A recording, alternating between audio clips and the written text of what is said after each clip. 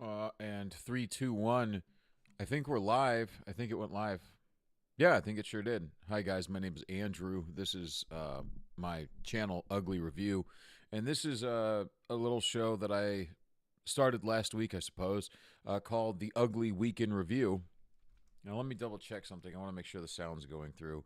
This is the second time I've done this on this channel, so I just want to make sure that everything is on the up and up. I even got an email that said, look at that. Even got an email that said, yeah, you're doing good, kid. You're doing good, kid. Boy, oh boy. And it says live.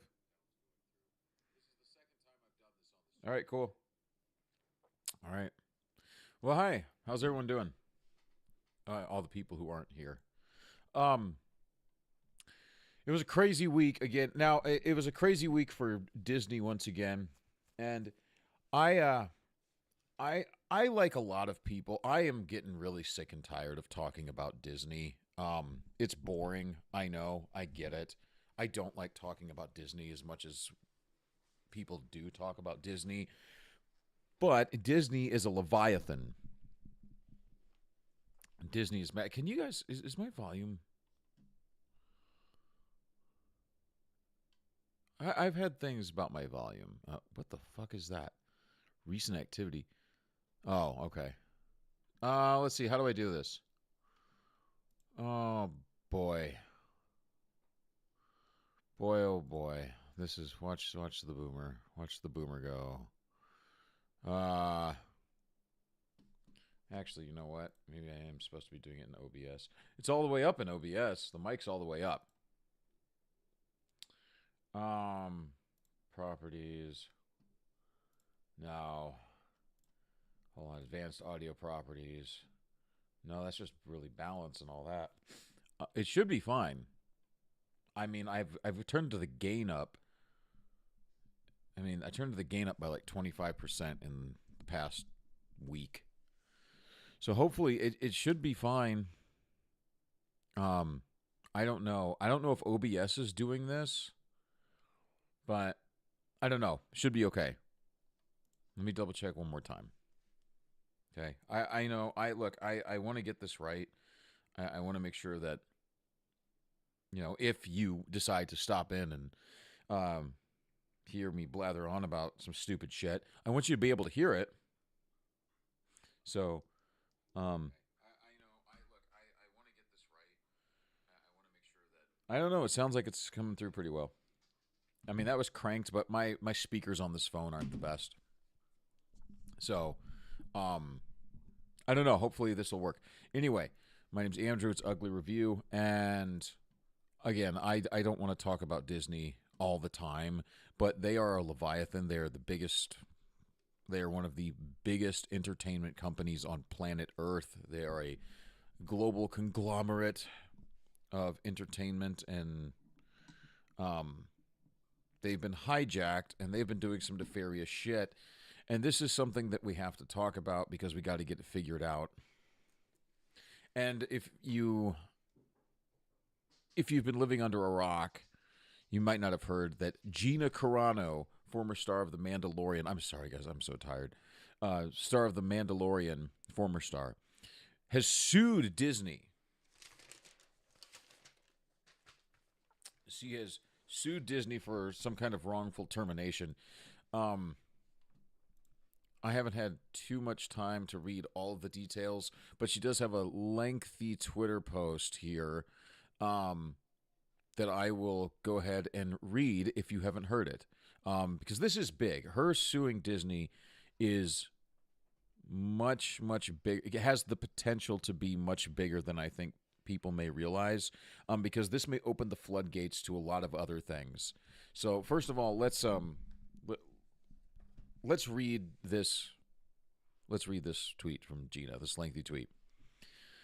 On Gina Carano's Twitter. Hold on, let me get a drink of something. I'm a fucking disaster.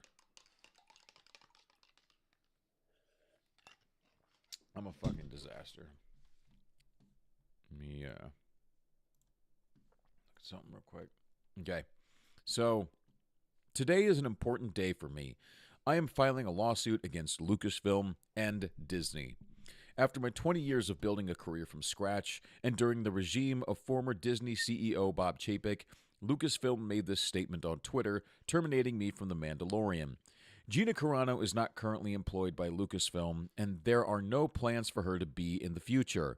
Nevertheless, her social media posts denigrating people based on their cultural and religious identities are abhorrent and unacceptable. Now,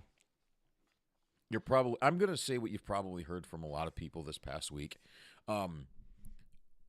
I do not have an issue with a private company setting their own standards, right?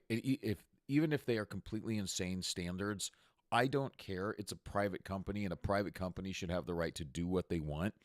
And if you don't like it, then I mean, go work somewhere else. You have the right to do that. In the United States of America, that's the idea behind our capitalism and our freedom, that you can open a private company and do whatever you want at the private company, right? And if people want to come sign a contract with you to work, they can come sign a contract with you to work. And if they don't like it, they can leave, right? And if you don't like them, you can fire them. They have the right to go look for employment anywhere else. So I do not necessarily have a problem with a private company like Disney doing what they got to do or doing what they want to do.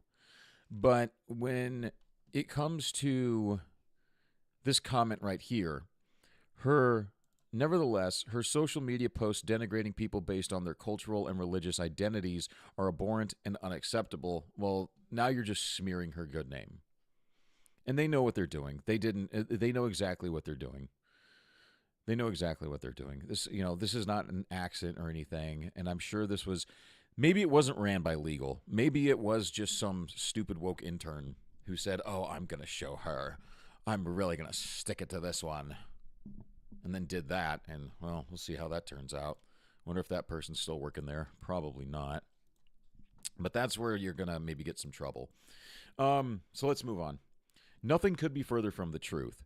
The truth is, I was being hunted down from everything I posted to every post I liked because I was not in line with the acceptable narrative of the time. My words were consistently twisted to demonize and dehumanize me as an alt-right-wing extremist. It was a bullying smear campaign aimed at silencing, destroying, and making an example out of me. Yes. The thing is, I never even used aggressive language. She didn't. I shared thought-provoking quotes, pictures, memes, and occasionally I used my own words, not with aggression, but with respect and the occasional comedy to keep the mood light in dark times. I don't remember anything extreme. Look with your own eyes at what I posted and ask yourself, for example, where did I compare Republicans to the Jewish people in the Holocaust? I didn't. Ask yourself why they were calling me a racist. Was there any merit behind that or history of it whatsoever? No. Look at why I was called a transphobe. For making droid noises from Star Wars. Beep, bop, boop was obviously directed to the online bullies and did not in any way denigrate transgender people. No. Were my questions about masks, lockdowns, and forced vaccines okay to ask and push the subject into the light? Should we have been allowed to publicly discuss those topics at that time without being harassed or censored? Absolutely. Okay, that right there, okay? Let's read that again. Were my questions about masks, lockdowns, and forced vaccines okay to ask and push the subject into the light? Should we have been allowed to publicly discuss those topics at the time without being harassed or censored? I think so, yes. And a lot of people think so, yes. And probably the majority of sane people in this country and in the West will say yes. Thing is, excuse me, if Disney wants to have a policy that says, we don't want people making public statements about a vaccine, they can probably do that. I'm not an attorney. I'm not going to sit up here and act like I'm part of LawTube or anything. I'm not. But if they want to do that, I'm sure they can probably do that, right? They can come around to their employees and say, hey, we don't want to get into the middle of this, so we need everyone to sign this document that says you're not going to talk about this publicly. And whether they did that or not, I have no idea. But I imagine they have the right to do that. And again, I don't necessarily have a right or a problem with them expressing that right if they do. I wouldn't work there. I wouldn't work with a company like that. Um, but again, different strokes. But so that's I don't know my thought on that. But let's move on. Hollywood says they support female representation and equal rights. Yeah, right. Why then were my male co stars permitted to speak without harassment and re education courses or termination, but I was not afforded the same right to exercise my freedom of speech? Artists do not sign away our rights as American citizens when we enter into employment. Maybe. I have spoken to all my co stars since I was fired, and there was nothing but care and kind words between us. I respect their right to free speech and do not have to think the same on every issue to be their friends and work with them, and I know they feel the same towards me. I completely agree. Again, artists do not sign away our rights as American citizens. No, you don't. You don't sign away your rights, like your constitutional rights to not be abused by the government, even though we are. You don't sign away those rights. No, but you, in order to maintain employment at this place, you, be it, in this instance, Disney, you may need to change the way you do some things. And that may go against some of your morals or your standard morals and values. And then it's up to you whether you want to keep working there or not. Right? Like if you don't, if Disney says you have to say a certain thing about the vaccine and you say, well, that's against my morals, I can't do that, then they have the right to fire you. If you've signed something that, legal and HR and blah, blah, blah. And again, I'm sure that their attorneys have gone over all of that. So we'll see. Let's see. I'm sorry, I'm really tired. A couple of months ago, Elon Musk tweeted that if you had been fired from using the if you had been fired from using the platform X for exercising your right to free speech, he would like to offer these people legal representation. Quite the noble offer, but never in my wildest dreams would I have thought anyone would take on my case against Lucasfilm and Disney. Still, I did respond back, I think I qualify, and thousands of people agreed, but I did not expect anything. Excuse me. To my surprise, a few months ago, I received an email from a lawyer who had been hired by X to look into my story and many others. Turns out, after sending them as much information as I could gather these past few months, my now lawyers and X believe wholeheartedly in my case and are moving forward. I would like to express my deepest gratitude and thank you to Elon Musk and X for giving me an opportunity to bring my case to light. Excuse me. As for me, I would love to pick up where I left off and continue my journey of creating and participating in storytelling, which is my utmost passion and everything I worked so hard for. It has been difficult to move forward with the lies and labels stuck on me, backed and encouraged by the most powerful entertainment company in the world. I am grateful someone has come to my defense in such a powerful way and look forward to clearing my name. Thank you to all the people who have supported me and made your voices heard. I pray God blesses each and every one of you. With love, Gina Carano. And then she has, for inquiries, and then Carano lawsuit at sharejaffe.com. And, of course, all the memes and quotes and everything. Everyone is standing behind Gina Carano 100%. Let's heart some stuff. Anyway, so there's that. Now, again, I'm not a lawyer. I have no idea what her odds of winning are. I have no idea. I hope she gets $1 billion. I hope she wrecks Disney. I hope that she does an incredible amount of damage to Disney that they have no choice but they have to sell, and then Elon Musk steps in and buys it. And then he does exactly to Disney what he did to Twitter and cleans house. I really hope that happens. I've got some other article. I got another article open about it, so we might get a little more info here. This is Deadline. So yeah, let's go back to this on Twitter real quick. Twitter X, whatever. Because then there was also something where Elon Musk had wrote. I got to get a new mic arm. Elon Musk, Gina Carano. Oh, let's see. He had wrote. I don't even know how to find stuff on Twitter, really, to tell you the truth. Oh, yeah, the Tucker interview. I watched that shit. But he had wrote something like, if anyone wants to jump in on the lawsuit, just to like email that, hit that email address that Gina Carano has. God, freaks everywhere.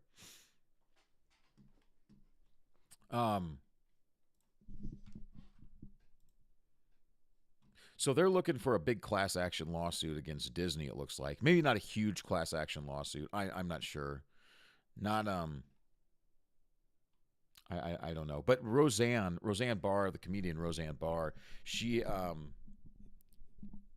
chimed in. She said that she wanted to jump in on the lawsuit because she had been fired by Disney as well when she was working for ABC when they had the Roseanne show come back.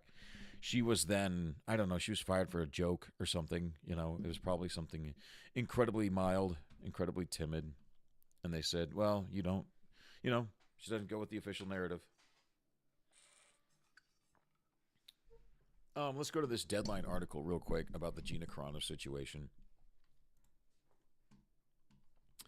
Let's see.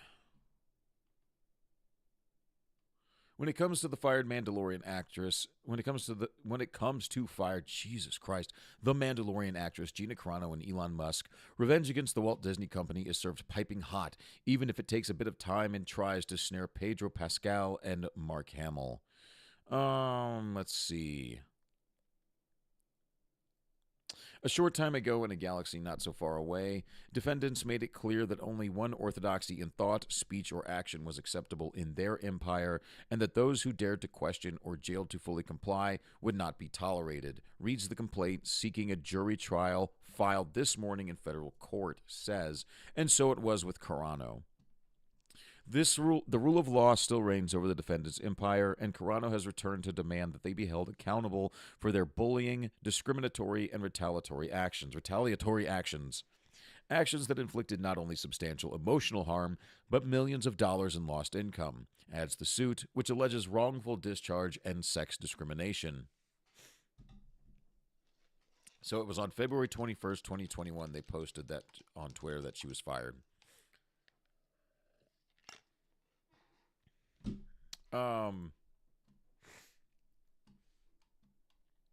In addition to terminating her, okay, let's read this a little bit because um, I'd like to know a little bit more, like exactly why, what the exact lawsuit is. Is it defamation? Is it wrongful termination? In addition to terminating her, defendants refused to hire her for roles already promised, including but not limited to season 3 of The Mandalorian, the new series Rangers of the New Republic, and planned future Star Wars full-length feature films, which have recently been announced, all because of her political beliefs and in disparate treatment from her male coworkers, the complaint asserts. Let's see. The openly conservative Carano is also seeking to paint the now Bob Iger-run Disney as having a sexist double standard.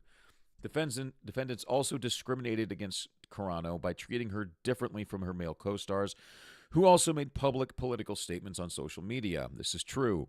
The suit says her male co-stars were not disciplined, let alone terminated in a way to destroy their careers, even though some would find their statements abhorrent. Yes, correct.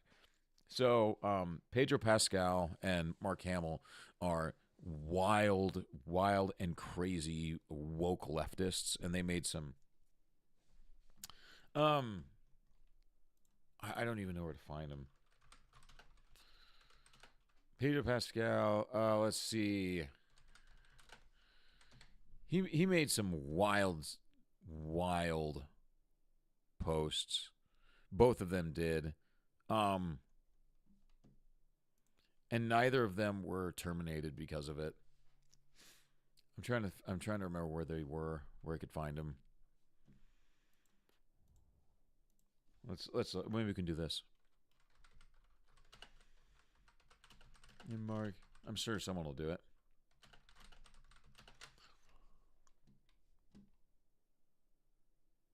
Okay, so that just brings up the lawsuit, yeah.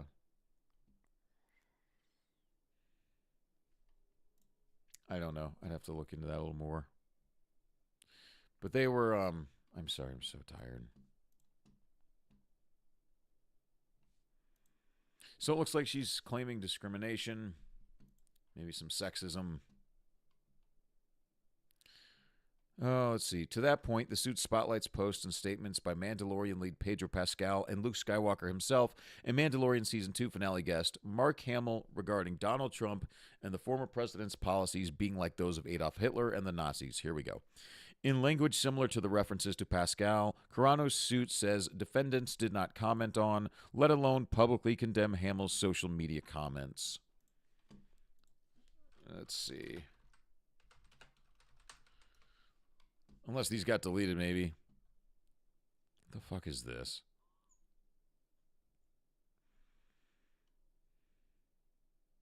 Oh, yeah. Isn't this what he had posted? Yeah. So this one right here, Pedro Pascal had posted this. Even though these cages, the ones where it says 2018, those photos were actually taken during the Obama administration.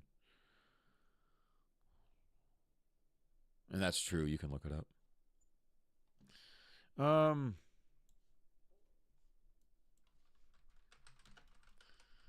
See.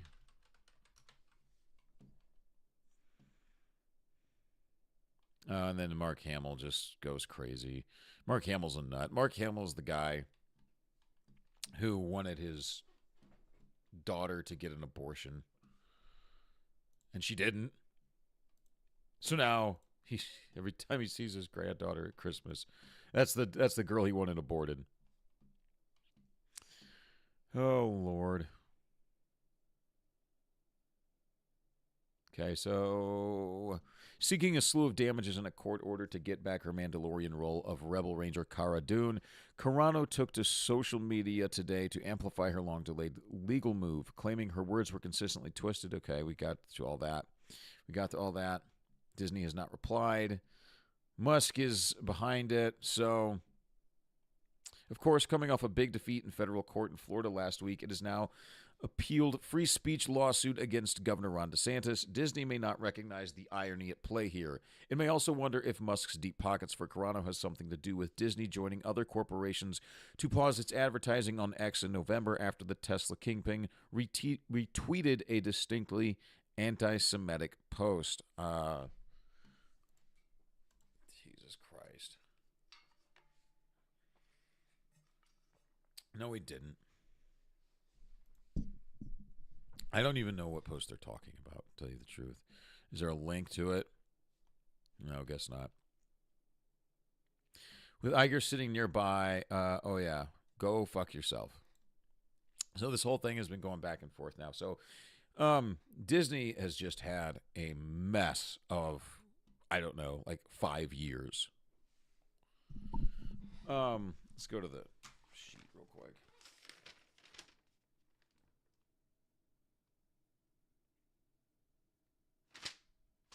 So Disney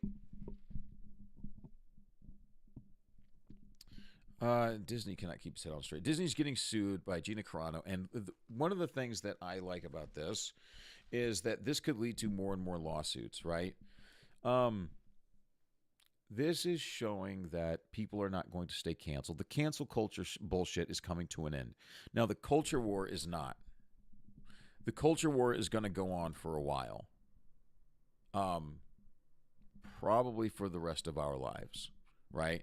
Because these lunatics, these leftist lunatics, they're not going to let go, right? They've dug in their heels, they've dug in their claws. A lot of these people fully believe in what they're doing, right?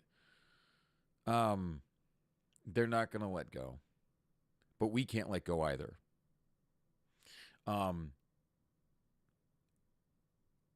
What this shows is that people are not just going to lay down and take it. People are not going to stay canceled, heavy air quotes. We're done listening to this bullshit. And this is exactly how you defeat these people, right? Why do we listen to them? Why do we give them the time of day? Why do we give them our energy and our attention? And we've done so to the point where we've allowed them to permeate into every single institution, to the point where they're everywhere. They're writing. I guess I could just stick with Disney because it's fucked up enough. It's fucked up enough to have someone making children's shows about any kind of sexuality or gender ideology or anything. Shows that should be directed towards kids, right? About learning your ABCs and learning shapes and colors and numbers and how to spell and all of that good stuff, good foundational stuff. But it's gotten so bad that we have Disney is grooming your kids. You know, how did we get there, right? How did it get that bad? Because we didn't say anything. Because we were too timid. We said, oh, we don't want to offend anybody. Oh, I can't step on anybody's toes. Oh, got to walk on eggshells here. Oh, can't do this, can't do that. We were too nice. We were just trying to be too nice. And we didn't stand up for ourselves. And we didn't stand up for the things that we believed in. We didn't stand up for our morals and our values and our traditions, and we got walked all over. All over. It's exactly what happened. And people now see that. People are starting to see that. No, I don't think it's too late.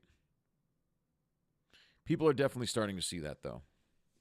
And they're starting to stand up for themselves and say, you know what? Why should I stay canceled? Because a bunch of freaks on Twitter said I should be canceled? So that means that I'm just going to lay down and die? It's like, why? That's retarded. Like, what power do they actually have? What power do those people actually have? If a company like Disney is going to listen to them, then just walk away from Disney. Bye, Disney. Go fuck yourself. Bye. And guess what? People are walking away from Disney. Imagine that. And Disney is falling over itself to try to claw customers back. To the point where they're now, what did they do? They're now investing, they had the earnings call this week. That's the other big thing of Disney. And they are now going to invest $1.5 billion into Fortnite, which I don't have any idea why in God's name Disney or Fortnite would do that. I know why Disney would do that. I have no idea why Fortnite would do that. Disney, Fortnite. Yeah, there's that right there. Oh, here's a little, this is the official Fortnite page. This is a little trailer for Disney Fortnite that I have not seen, so let's watch it. Hold on, let me go back, let me get the sound. Discover a play. I'm not getting any sound.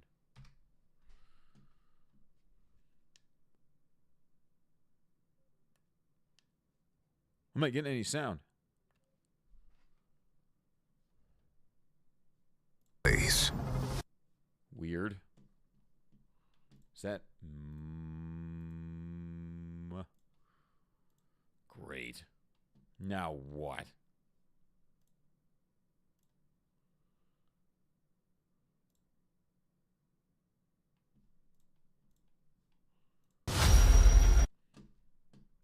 Am I getting any sound whatsoever?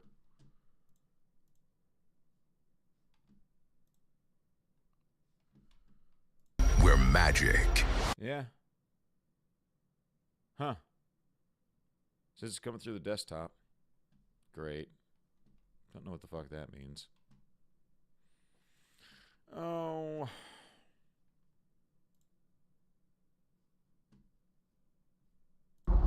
Discover a place where magic is epic.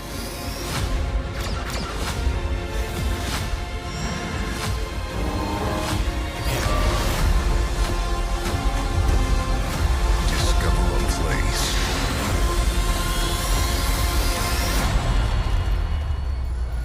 I think you guys can hear it.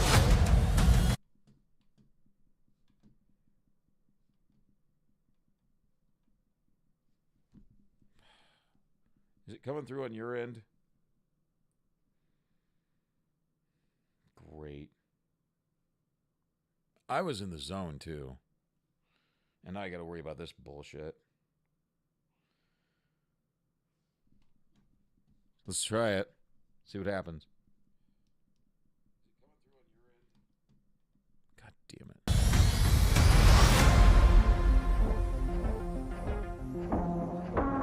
Looks like it's coming through. I can't hear it though. I don't know why. Is this an OBS thing? Discover a place where magic is epic. Let me try some different headphones. Hold on. Hold on.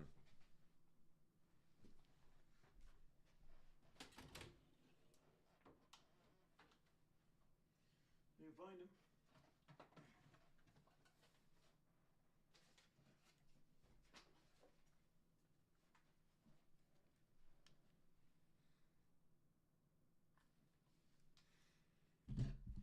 Let me see if this works. Hold on.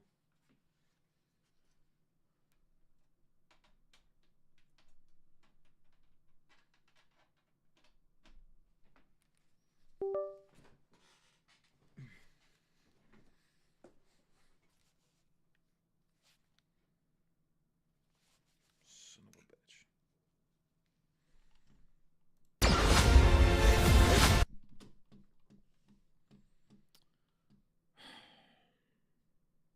Why? Why?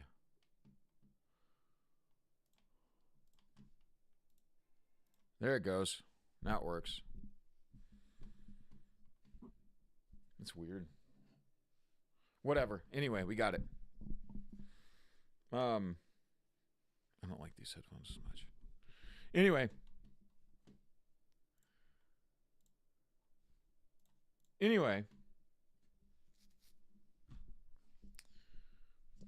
So Disney is going to invest $1.5 billion into Fortnite. Now I get why Disney would do that. I don't understand why Fortnite would do that. So now that I can hear it, now let's watch this Fortnite trailer for Disney.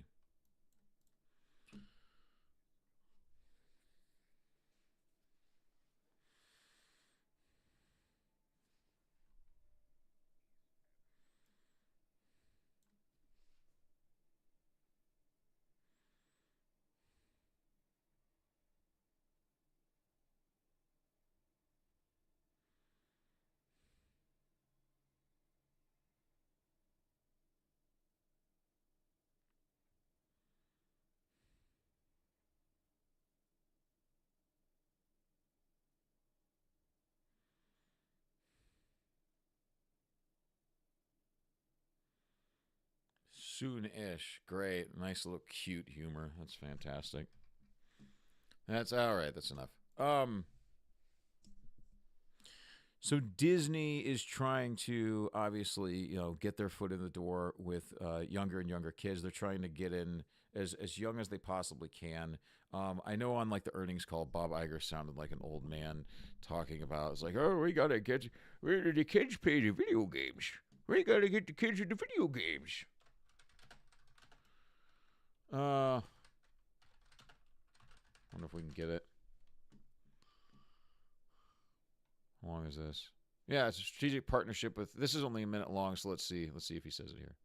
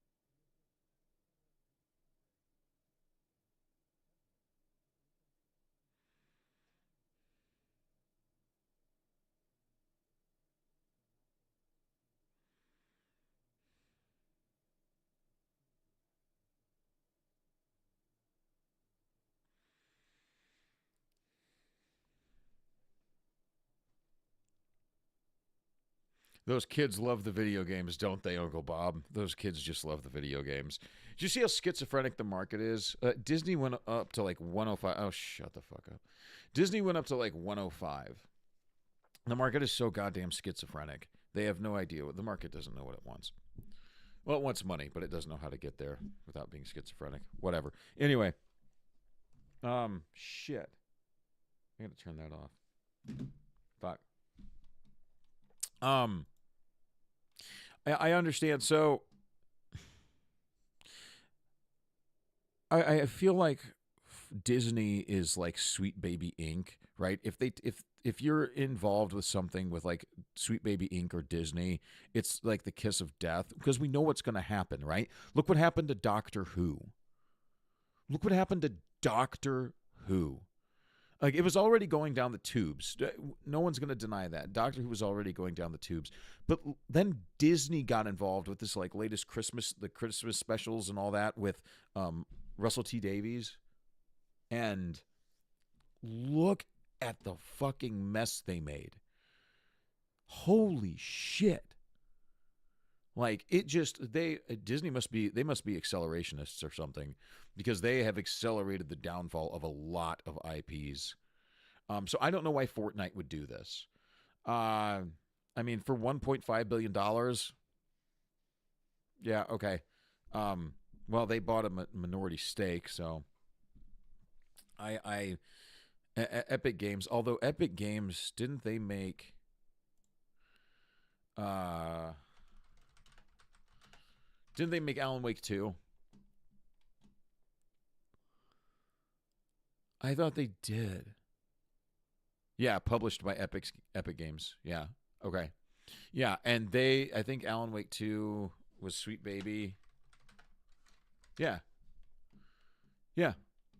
The cancer, yes, behind Sweet Baby, or behind Alan Wake 2, Spider-Man 2, all that bullshit, yeah. And the latest Suicide Squad debacle, yeah. So Disney and Sweet Baby are, I mean, it's like the kiss of death. I don't know why Fortnite would do this. But Disney, it makes sense for Disney, I suppose. 1.5 billion investment. I bet all of those thousands of laid off workers feel really good about that. I don't want to follow you, Disney. No, I really don't. I really, really don't. What else do we got? So Disney, Gina Carano is suing Disney. Disney had their investors call, and they're going to invest 1.5 billion into Fortnite. What else did I have? What else was I going to say about Disney? God, they lost a lawsuit last week. They're getting sued again. They had an earnings call. Oh, Elon Musk and Nelson Peltz might buy it. I remember. Disney's insane. There it is.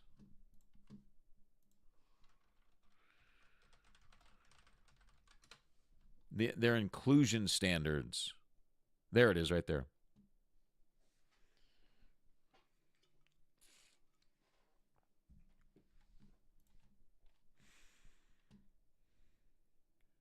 All right, let's take a look. All right, I'm gonna hit the restroom real quick. Be right back.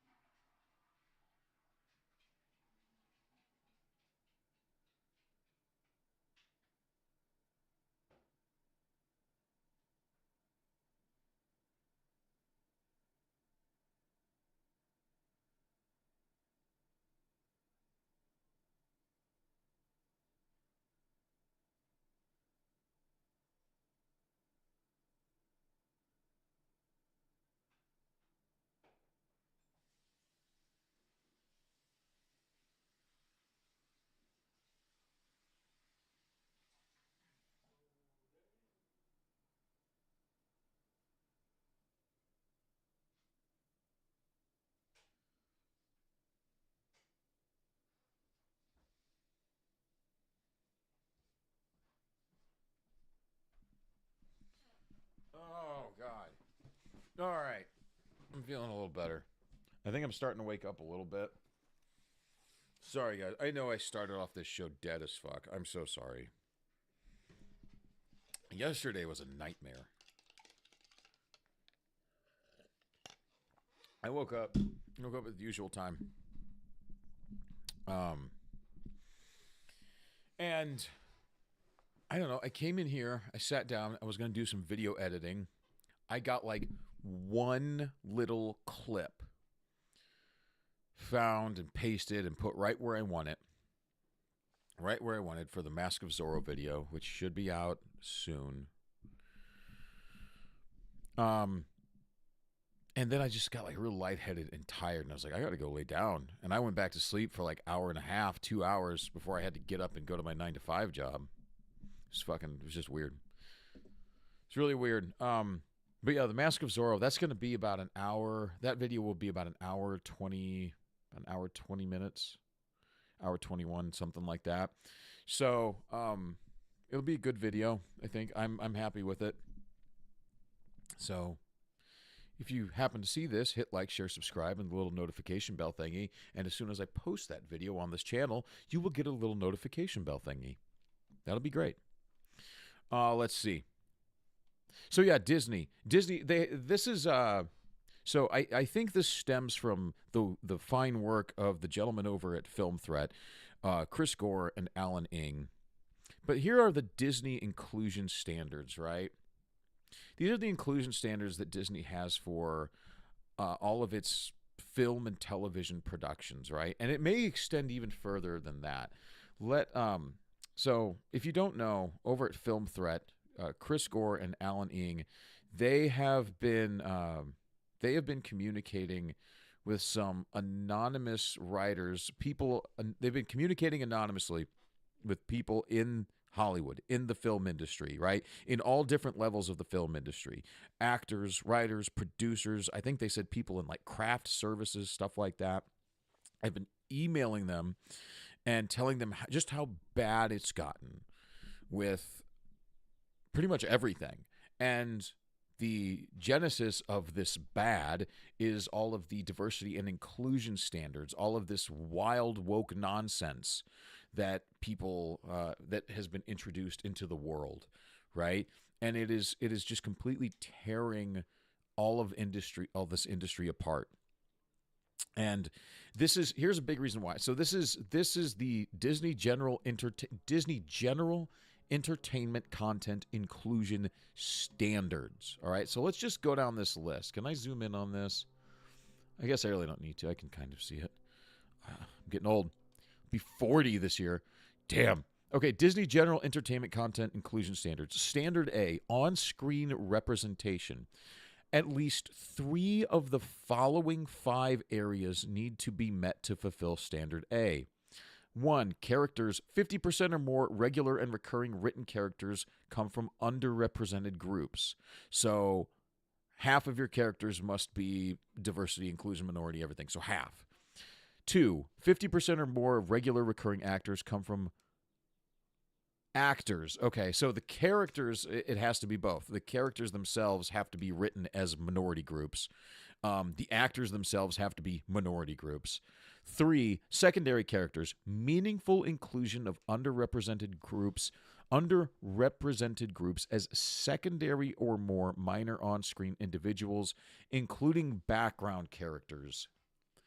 Meaningful inclusion of underrepresented groups as secondary or more minor. Okay, so and then just basically they're saying every single person who ever appears on screen, 50% of all of those people have to come from an underrepresented group, no matter who's on screen. So it's like you break people down into here's the primary actors, here's the secondary actors, here's the tertiary, here's, and 50% of every single group that you can break these people into has to be underrepresented. So in their quest to make everything equal, they are creating more subgroups. They are dividing people into more and more. Look at this. Here's 5 different groups here. Here's 6 different. They're just dividing things more and more and more in their quest to make everything equal or equitable. They're doing the opposite. Good job, you fucking morons. Jesus Christ. Series premise. 4. A series premise. Meaningful integration of underrepresented groups in overall themes and narratives. So, your story has to be about... The story itself has to be about underrepresented minority groups, whatever. So, I guess this story has to be about a gay journey or something. Great. So what? See...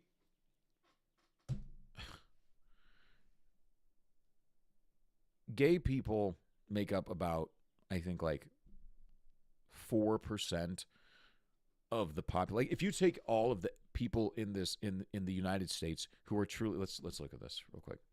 Okay. Q population in USA. Whatever. Just give me the number. Okay. Gallup in 2022. Says LGBT identification in the United States ticks up to 7%. Okay. I think that's high, but let's just be generous and let's just say that what the Guardian said is true, that 7% of the adult population in the United States identifies as LGBT, okay? Sorry, LGBTQI plus whatever. Let's say 7% of the adult population identifies, okay? And you make a big $200 million movie where the main narrative, the main theme is just about gay people, right? There's nothing wrong with that. If you want to make a movie, listen very carefully. There's nothing wrong with that. If you want to make a movie where your main character is gay and it's a journey about their gayness and they have a gay this and a gay that, it's so what? Go for it. Fantastic. Wonderful. But don't expect it to connect with the majority of people, because the majority of the people aren't gay and may not give a shit. It's not that they hate gay people. They just don't care because they don't identify with it. That's not a journey that connects with them because it's not a journey like theirs. That's why people don't care, because it's not a journey they can identify with. And it's nothing more than that. It's nothing more than that. They don't hate you. They're just not gay. And they don't have to like it. If you're gay and you don't like straight people, fine. I don't care. But straight people don't have to like gay stories. And probably aren't going to buy a ticket to a whole lot of gay stories, right? Unless they're just over the top, incredibly well produced, wonderful, blah, blah, blah. God. I got to stop smoking. That's probably why I have problems with this. Duh. But that's why. What people hate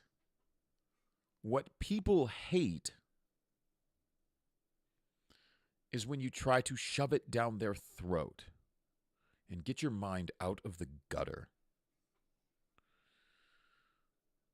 That's what people hate. People don't want to be told what to do. And then when people don't do what you tell them to do, they don't want to be told that they're a piece of shit bad person. And then you get shocked when they don't like you. Jesus. It has nothing to do with people hating this color of skin or this sexual orientation or one of the two genders or a religion or this or that or whatever. It has nothing to do with that. It's just not a journey that they can identify with. So when you say that your overall theme and narrative must be about something that only 7% of the population will identify with, well, then don't be surprised if only 7% of the population gives a fuck about your stupid movie. And it fails and doesn't make any money. You know why something like Lord of the Rings works? Because it doesn't matter if you're gay or straight or black or white or this or that or whatever.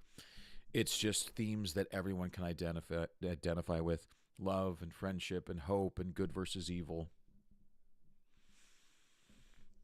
And things that are built to last. Good, strong traditions that last and stand the test of time. And has nothing to do with you being gay or straight or black or white or whatever. Oh, anyway. Let's see. 5. Episodic storytelling. Ongoing, meaningful integration of underrepresented groups in episodic themes and narratives. Fine. Do it the entire series. I keep clicking it. I'm sorry. I shouldn't do this. Standard. Creative leadership. So then we have leadership, below the line, industry access, career development. I don't know. Should we do all of these? I don't know. Ooh, what's that at the bottom? Context is critical when evaluating if a group is underrepresented. Anyone involved in hiring decisions is prohibited from asking candidates and talent about their actual or perceived race, religion, color, sexual orientation, gender identity, military or veteran status, age, disability, or any other legally protected categories. So, but they're reiterating that, wow, this is schizophrenic as fuck. They're telling you all of these things you have to do to discriminate basically against white people, straight white people. And then at the bottom, they're like, remember, you can't do that.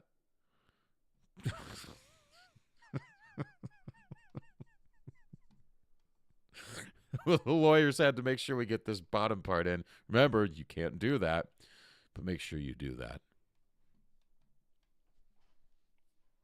Okay. You know, it's turning into something where they're just discriminating against straight people in general. It's not even like white people anymore. It's black straight men are there's this whole thing where they're trying to make all black men in Hollywood either gay or trans or put them in a dress or something or other, and it's really fucking weird and creepy. It's all about emasculating you. It is. Why would they keep doing it?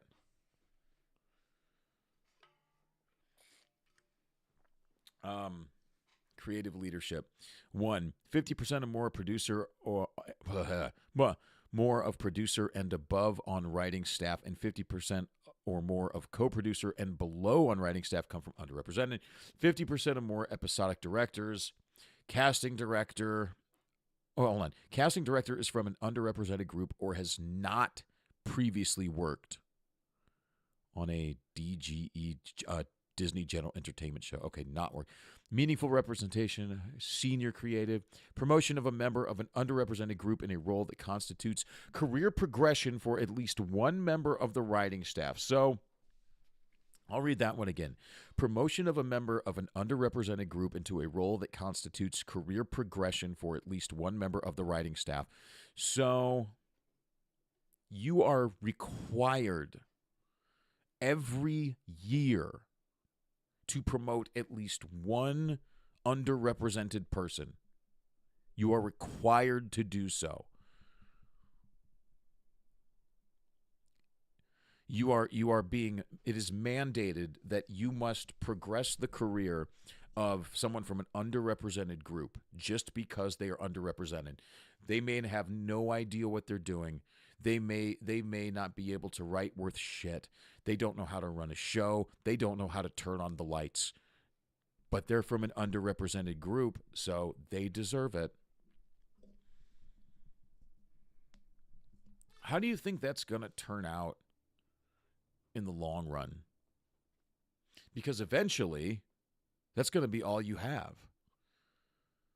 And then who's going to be calling the shots? Some moron. who got fired from Boeing because they didn't know how to put wings on an airplane. To be fair, I don't know how to put wings on an airplane, but I bet I could do a better job than that jackass. I know how to operate power tools, and I know how to read instructions.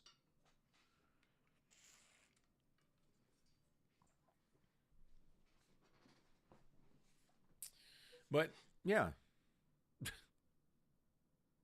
I wonder if this is how Claudine Gay got her position at Harvard. Actually, I know that's exactly how she got her position at Harvard. So, yeah, basically, but sir, they have no idea what the fuck they're doing. I don't care. They are a trans midget from Papua New Guinea. They must be vice president of Disney.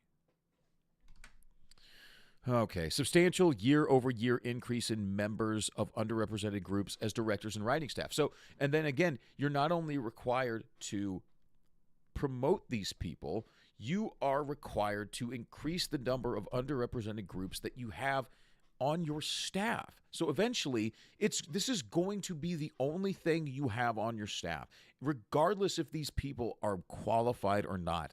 You're just going to... No wonder their stuff is shit. They're being forced to hire just abject morons.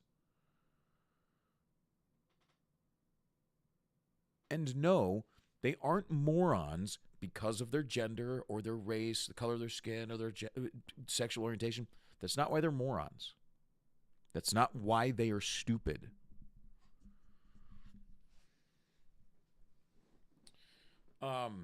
They're stupid because they are spoiled brats who have been told their entire lives that they can do no wrong and that they will always get a trophy, and that anyone who disagrees with them is just a bad Nazi person who deserves to be destroyed and rounded up and thrown into camps, and that they should always listen to daddy government, they should always listen to Big Brother and do everything they say, and they should always suck the communist man's dick.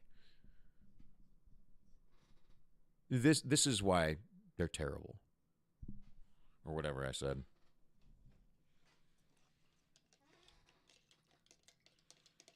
These fucking stupid Marxists. You know, the people who would listen to Hassan Piker are the people who are getting writing positions at Disney.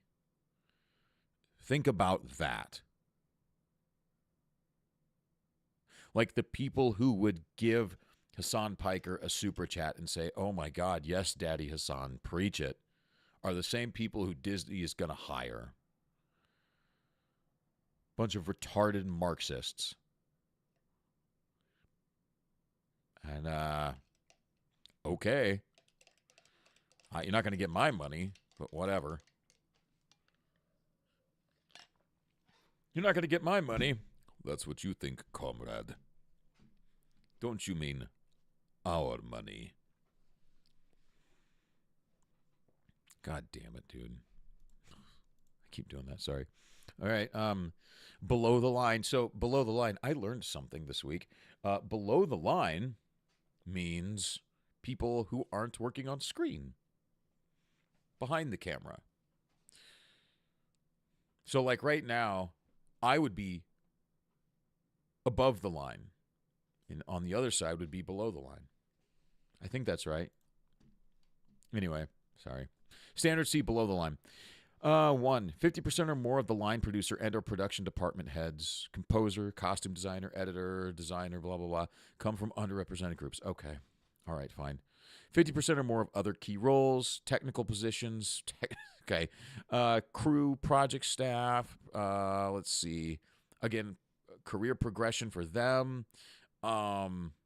Someone who hasn't previously been employed in one of those roles. So, on Film Threat, I was watching a video of theirs over on their YouTube channel. So check them out if you haven't. Film Threat's great. Chris Gore and Alan Ing are great. They were telling a story. I think it was Alan who was telling a story about how they received a letter from someone who was describing the kind of people that are coming into Hollywood. They're coming in and getting writing jobs. And they told a story of someone who came in and they had been a writer for like maybe a little over a year, but less than 2 years, I think it was. And this young person who had not been a writer for more than 2 years started demanding that they be like a showrunner, right? And was questioning producers, executives, saying like, why am I not a showrunner yet? Like, I need to be running a show. This person didn't want to work their way up. They probably don't have the creativity or the work ethic to work their way up. They just demanded power, right? And they don't deserve it. They didn't earn it. They just demanded it because they're a trans, gay, midget, blah, blah, blah from Papua New Guinea. These are the kind of people that they are going to be forced to hire and promote. Someone who does not care if they do a good job, someone who has no pride in their work, someone... I wonder. Let me see if I can find something real quick. I'm trying to think where I could find this. Oh, maybe I could find it here on X. Perry Chan, the editor, one of the editors for Nerdrotic, made a really good little compilation of videos. But it was people saying what writers who didn't read comics.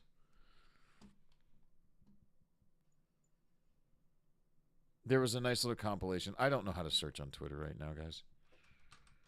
Writers who didn't read comics. There was a great compilation of it. I don't know if I can find it or not. Oh, I think that was it. Yeah, this is it right here. I'm pretty sure.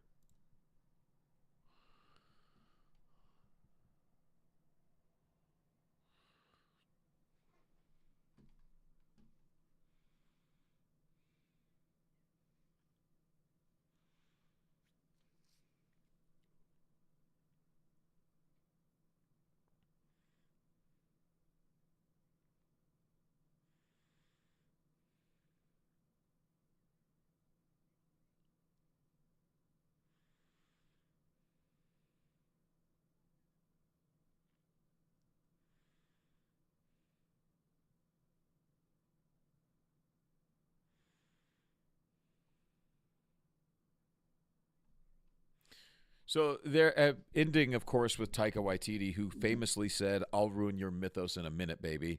So this little compilation of writers who don't know what they're doing was compiled by Perry Chan, one of the great editors for Nerdrotic's channel. Check Nerdrotic out as well. Subscribe to them. It's great work. This is a bunch of writers for Disney shows admitting that when they stepped on to do look, Black Widow right here. When they stepped on to do a Marvel show or movie or whatever, they admit it's like, I didn't read the comic. I didn't even like comics. I didn't grow up reading comics. In fact, when I got hired on, we were told to not read the comic. And I was told that because I didn't know what I was talking about, that was a good thing. They were told that because they didn't know the source material, that was a good thing because they were going to create it for a modern audience. Fuck. So you're going to have all of these young people coming in who don't care about consistency. They don't care about lore. They don't care about canon. They don't care about the basics of story structure. They don't care about the basics of just being able to tell a good story. And now people like Disney are going to force their executives to hire these people in increasing numbers year over year and promote these people up through the ranks. So eventually, these are going to be the people making all the decisions. After a few years, that's going to be all that's left. So how do you it's just going to get worse. Worse and worse and worse and worse and worse. It's going to be a fucking nightmare. Well, it is a nightmare. I mean, how bad do you think it can get?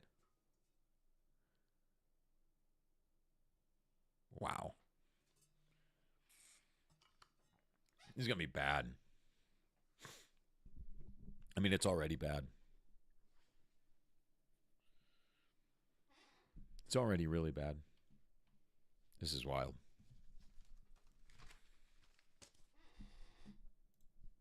What was I talking about? The Disney inclusion. I had something else I was going to run off on a tangent about, but this is all it's going to be.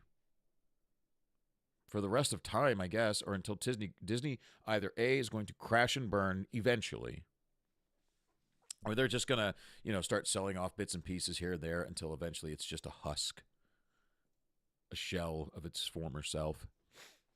Nothing worth liking, but there's nothing worth liking now. Or Elon Musk and Nelson Peltz take over and do what Elon did to Twitter, which would be the best thing. And that would not only be good for Disney, that would be good for everyone. Because it would be a major step in the culture war. It'd be a major victory. It would be very good. I'm starting to like Elon a little more with each passing day. I still don't like the fact that he hired Linda Yakamoto from the WEF to run Twitter, but I don't know. Twitter's okay. But it would be great. Okay. Look at me. All I do is sit here and drink liquids. What, like I was going to drink solids? What the fuck's he talking about?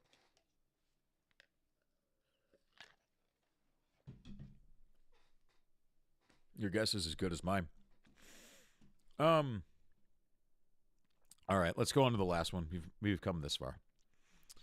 Standard D, industry access and career development. Paid employment opportunities such as apprenticeships, internships, expert advisors to facilitate union eligibility for members of underrepresented groups. Training opportunities and or skills developments. Okay, so basically they're saying, yeah, you got to pay for all this. You got to do everything you can to get these people into the union. Pay for all their training. Make sure that first job for a member of underrepresented group in a role that constitutes career progression from prior training. So it's like you have to make sure that they always get a promotion. Always. 50% or more of outside vendors or contractors employed by productions provide industry access or opportunities to members of underrepresented groups. So even everyone you work with has to be at least 50% of all of this, all the diversities. Producer or department head participation in DGE talent development. Okay, all right. I think we're done here. Producer development executives show specific D&I program subject to network approval. Okay. So basically they're saying anytime you start something in Disney, anytime you want to start a project, you have to lay out your diversity and inclusion plan, and you have to abide by these guidelines. And if you do not strictly abide by these guidelines, it will not be approved by, I don't know, I guess the DIE executive. Don't you ever wonder how it got this far? Think about it. Think about it, okay? Now, Bob Iger's not stupid. He really appears to be stupid right now, but he's not stupid. He's not creative. He's a businessman. Okay? He's a businessman. who was very good at making acquisitions. He was good at buying stuff and building something big. I wouldn't necessarily say he had a vision, maybe a little bit, but whatever. But he's not stupid. And neither is Bob Chapek for that matter. They're not stupid. So why do you think all of this would happen? Like, think about who had to whisper into their ears. Who has to get close enough to the CEO of Disney and whisper in their ear to convince them to do all of this crazy shit? Right? How does that happen? How does that happen? And I wanted to bring that up. I've got a bunch of stuff written down from this week. But I kind of wanted to get into this, so I think I might. There's a lot going on, man. There's a lot going on, but we might get into this. This was what was promised. Let me get into it. Where did I see it? There it is. Let's go to the original author. You have exclusive access. What?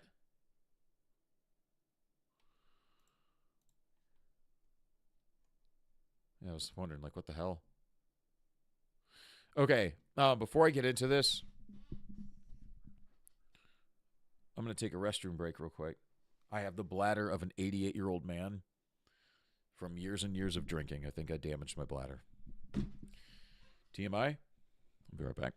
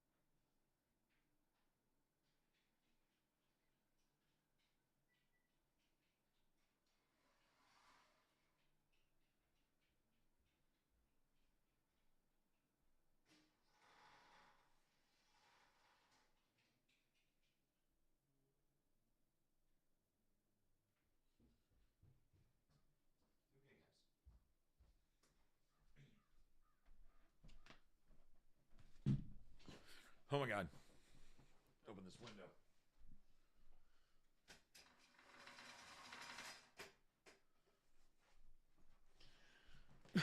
Excuse me. I've got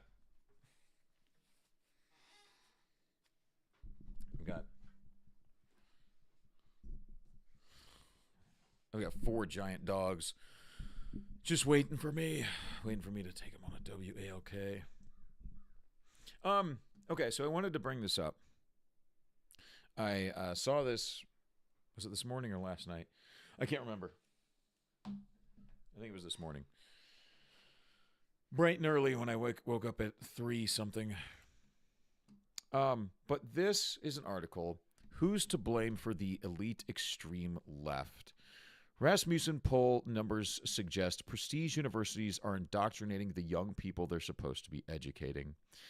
And this article on the Epoch Times goes into, well, maybe we should just go into it then.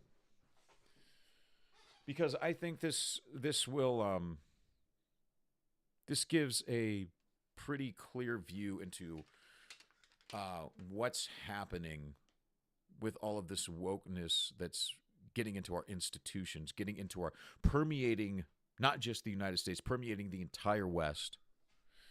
So let's get into it.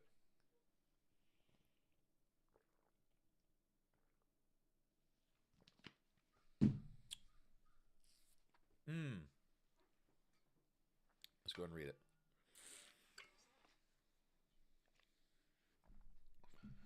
You know, it is not lost on me that if you're just watching what I'm doing right now, I may look like some kind of weird Howard Hughes fuck.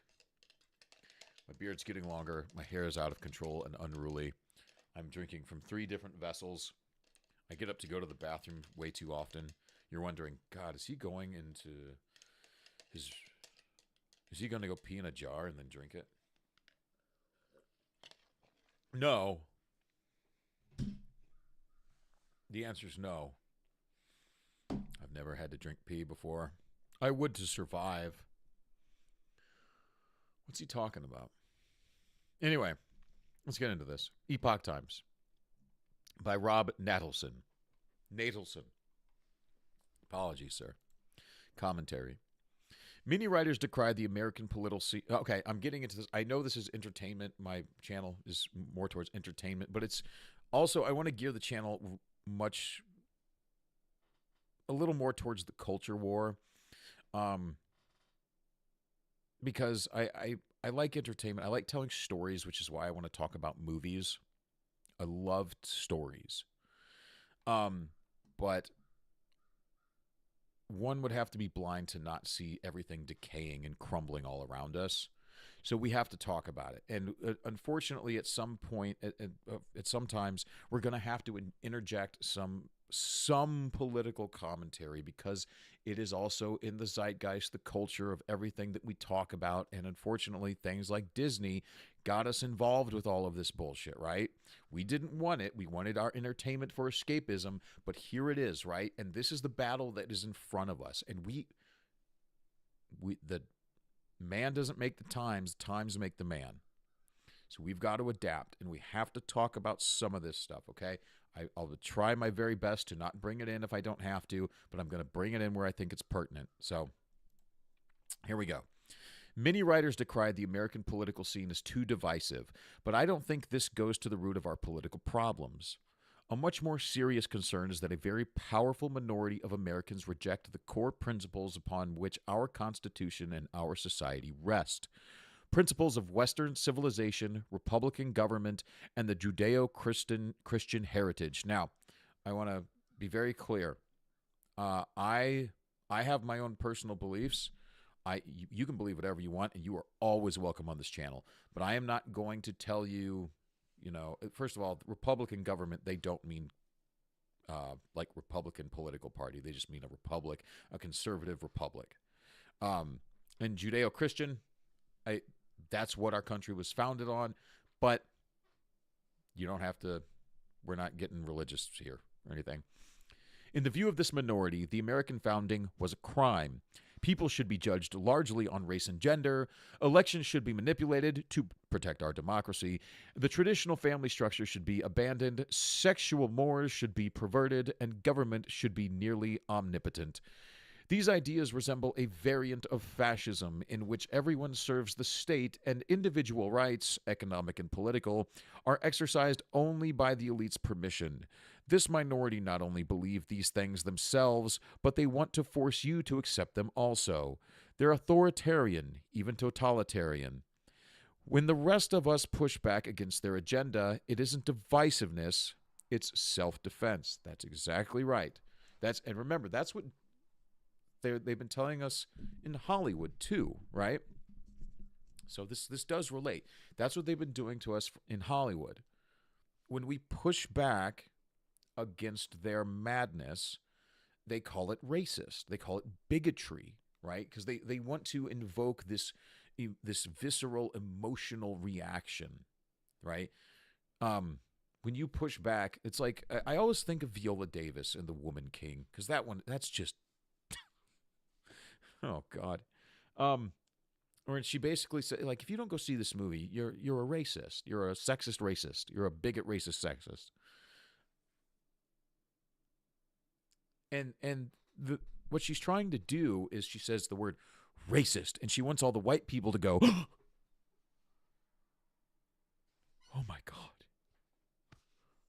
My pearls. Jonathan. Majors. Don't hit me. They want to evoke this reaction, right? That scares you into doing what they want you to do. So when we push back against something like the Woman King and say, hey, this is shit for a lot of reasons. It's not bigotry. It's self-defense. Because they're trying to change, at the core, they're trying to change our perception of reality. They're changing the way we interpret words and language, the way that we interpret good and evil, the way that we look at heroes and villains. They're trying to change these things, the way that we look at men and women. They're trying to alter your perception of the truth so that you believe their lies. So when you fight back against that, they call you a bigot, but it's not. It's self-defense. You are defending your reality. You are defending the actual truth, not my truth. It's the actual truth.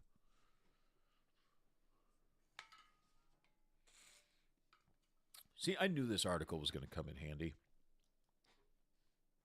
The power of the elite. Despite our efforts of self-defense, it is self-defense, this group has been remarkably successful in setting the national agenda. One example, from 1998 to 2014, there were 30 state referenda on the definition of civil marriage. The advocates of traditional marriage, that is, between a man and a woman, won on all these referenda, and most of them by decisive supermajorities. Microphone's weird. But the agenda setters wanted same-sex civil marriage.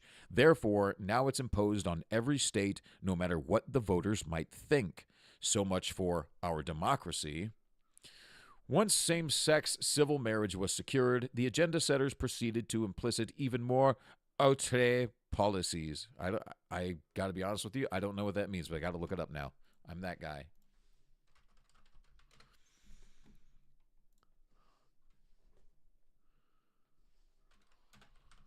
Come on. Unusual and startling. Outre. Okay. Once same-sex civil marriage was secured, the agenda setters God damn it. Proceeded to implement even more outre policies, critical race theory, diversity, equity, and inclusion, and, at least in some states, infanticide and the mutilation of children, which is the absolute most horrendous of all these things. And despite the fact that most Americans think we have too much government and not enough freedom, under the guidance of the agenda setters, government continues to grow. Who are they? Scott Rasmussen, the national pollster, set out to learn who these agenda setters are. His polling results, some of which were publicized in the Epoch Times by Newt Gingrich, provide some answers. Mr. Rasmussen's results also point toward the culprits who created this dangerous class of people. When conducting general surveys, Mr. Rasmussen noticed that most people expressing extreme leftist views share three characteristics. 1, they are very urban. 2, they hold postgraduate university degrees. 3, they are relatively wealthy. People meeting all these criteria make up about 1% of the general population. I would have guessed our agenda setters comprise more than 1%, but as it turns out, they amount to even less than that. Anyway, Mr. Rasmussen decided to poll a national sample of these people. Urbanites with post-grad degrees who had an income of more than $150,000 per year. Okay. Grew up wealthy, went to expensive school, right? Got a postgraduate degree, so have a master's or a doctorate. Probably have a few, right? They love getting their certificates and certifications and all the fancy degrees and whatnot. They love putting shit on their walls to show everyone how smart they are. They love it. They fucking love it. And so I lost my train of thought. Oh, grew up in a city, right? So like people from LA or people from San Francisco or New York or Chicago. Right? And these people who grow up rich, who go to private schools, go to fancy schools, who grow up in, expensive downtown condos, think that they speak for the majority. God. He found that their economic situations and political views are remote from those of most Americans. There you go. While most Americans have been suffering hardship during the Biden years, the 1% has been prospering. While most Americans are concerned about inflation, illegal immigration, and border security, the 1% couldn't care less. So, these 1% of people, right?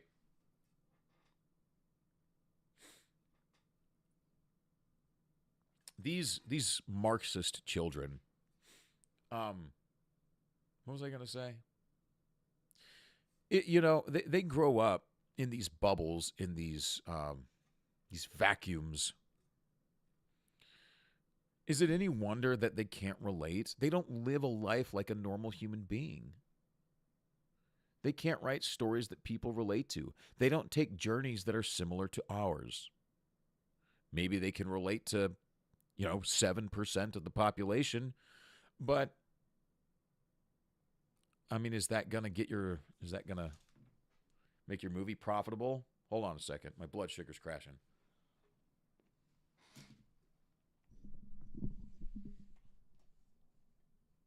I'm sorry.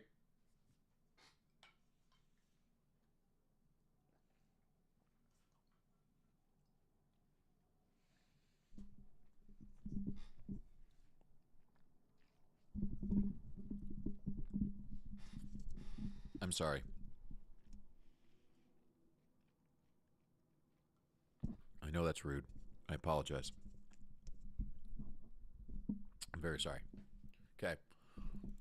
He found that their economic situations and political views are remote from those of most Americans. While most Americans have been suffering hardships during the Biden years, the 1% has been prospering. While most Americans are concerned about inflation, illegal immigration, and border security, the 1% couldn't care less. Mr. Rasmussen also uncovered just how unsympathetic to American ideals this group is and how authoritarian it is. Now, listen to this. All of these, the people like the diversity hires like Claudine Gay, right? Who are the people in Hollywood? The Leslie Headlands, the Nia DaCostas, all of these people in their elite group, right? All of these diversity hires who grew up rich, who are rich, this is what they think. And even the ones who aren't so rich, right? The ones who are just now getting into writing in Hollywood, who are maybe making, I don't know, like, $300 off of their commissions on She-Hulk or whatever, they believe this stuff. This is the teat that they suckle at, okay? So listen to this. Mr. Rasmussen also uncovered just how unsympathetic to American ideals this group is and how authoritarian it is. Nearly half of the elite, remember, $150,000 a year or more, born and grew up in a city, postgraduate degree. Nearly half of the elite group say Americans have too much freedom. 70% trust government to do the right thing most of the time. What planet are they living on? Good question. Over 3/4 want to restrict your right to eat meat and use electricity. Nearly 3/4 want to abolish your right to have a gasoline-powered car. Nearly 70% would deprive you of your right to choose a gas stove. More than 2/3 favor letting teachers, who usually are government employees, dictate to parents what children should be taught. Decisive majorities would take away your SUVs, air conditioning, and any air travel they deem non essential. This less than 1% group that makes more than $150,000 a year grew up in a big city and has a postgraduate degree, so spent hundreds of thousands of dollars going to college. These are the things they believe.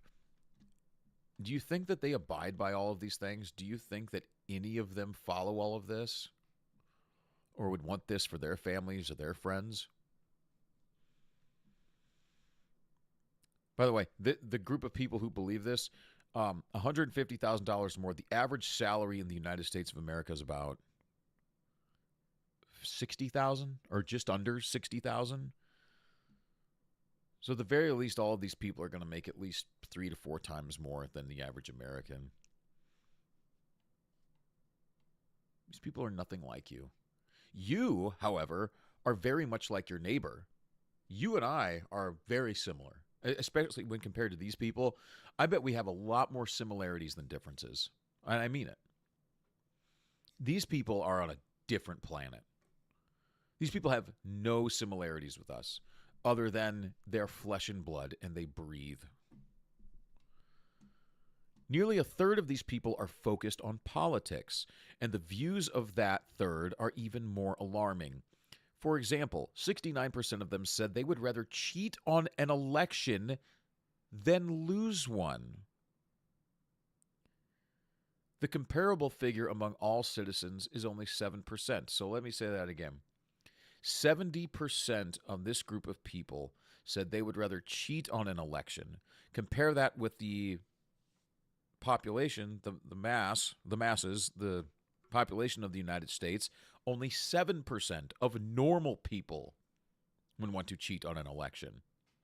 And you know why they do that? Is because these people, you know how they love getting their certificates and their degrees and everything? That makes them feel important, and they get such an inflated sense of self and ego and importance that they actually believe that it justifies all of their actions, thinking, no, I know what's best. I know what's best for the world, and if everyone would just listen to me, the world would be a better place. Everything would be great. Everything would be grand. Everything would be wonderful. Oh, but if they don't vote for me, I can cheat because I know what's best. And as long as I have the power to do it, I will do the right thing.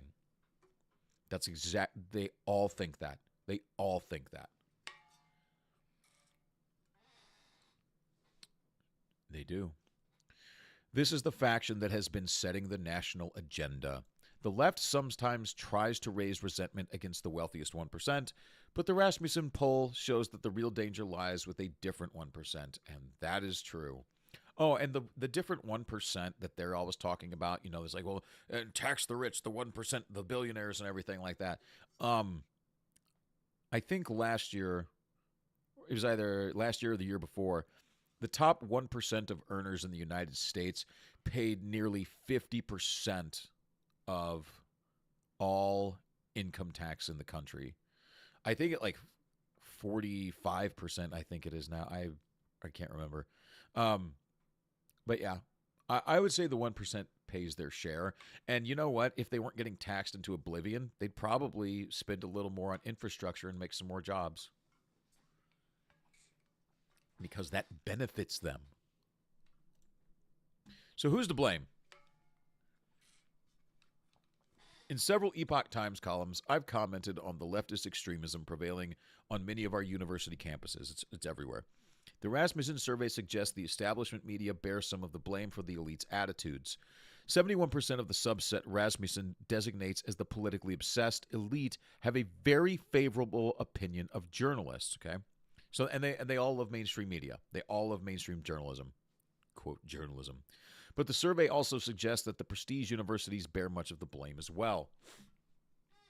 76% of the politically obsessed elite have a very favorable opinion of professors. Sorry, Jesus. excuse me, roughly half of the entire elite attended at least one of the 12 prestigious universities: Berkeley, Chicago, Columbia, Cornell, Harvard, Johns Hopkins, MIT, Northwestern, Penn, Princeton, Stanford, and Yale. Is there any surprise there? Any shock whatsoever? That all adds up. That all sounds right. In a prior Epoch Times column, I contended that university affirmative action policies were less about race and gender than more about gerrymandering student admissions and faculty hiring to benefit leftists and exclude conservatives, especially Trump voters. Again, this is true. I'm not here to go left or right. I'm not. Rasmussen reports that 65% of Harvard's entering class describes themselves as progressive, while only 8% describe themselves as conservative. Okay, so see that, and this is the same thing that's happening in Hollywood, right? You cultivate a group of yes men and women and its and theys and thems and things. Cultivate a group of people of yes men and a bunch of people that are very easily manipulated. Look, I don't need to tell you that anyone who's got a little common sense can look at these people and say, look at them and see lemmings, right? Just see brainwashed people. They all believe the same thing. They all act the same way. They all talk the same way. They all download the same information when it's time to get their NPC download. They all have the same talking points. They all have the same arguments. They all have the same opinions on media and social media, on everything. They all have the same opinion on everything. And why is that? It's because they're easily manipulated, right, into believing the exact same thing. Because they're not very bright. So what's being described here is the same thing that's happening in Hollywood, is happening on college campuses, and is now happening in the business world as well, is that you're cultivating this environment of people who are dumb and easily manipulated and yes men. But the only thing is, they don't know what the fuck they're doing. So when it's actually time to get some work done, then nothing can get done because nobody knows what they're doing. And yeah, you may have the most diverse campus, you may have the most diverse office, or whatever, or set, or restaurant, or whatever the fuck. But if nobody knows what they're doing, what good is it? So what? Jesus. Even more astonishing, he reports that Protestant Christians, who make up nearly half of the American population, comprise only 6% of Harvard's entering class. Perhaps some at Harvard rationalize this situation by telling themselves that conservatives and Protestants are just too stupid to get into their school. Yeah, and that's the other thing, right? In like universities, especially, and this applies to entertainment as well. In universities, especially, if you don't go along with the official narrative, it's not only that you're bad, it's you're dumb, you're stupid, right? You're just too dumb to understand all of our high-minded good things. This is a big thing with like people in the North and how people in the northern states view people in the southern states. I mean, like people in New York, Chicago, San Francisco, all that. They look at people down in Florida and Texas and Alabama, and they look at them as slack-jawed yokels because they don't believe the same things. They view them as backwards hill people who need to be educated and, I don't know, made right, made good, made whole by being educated by fair Harvard.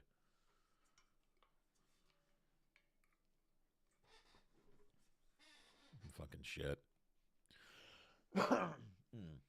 The people, those are the people who keep the country running. Not the people who go to Harvard, not the people who go to Yale or Stanford.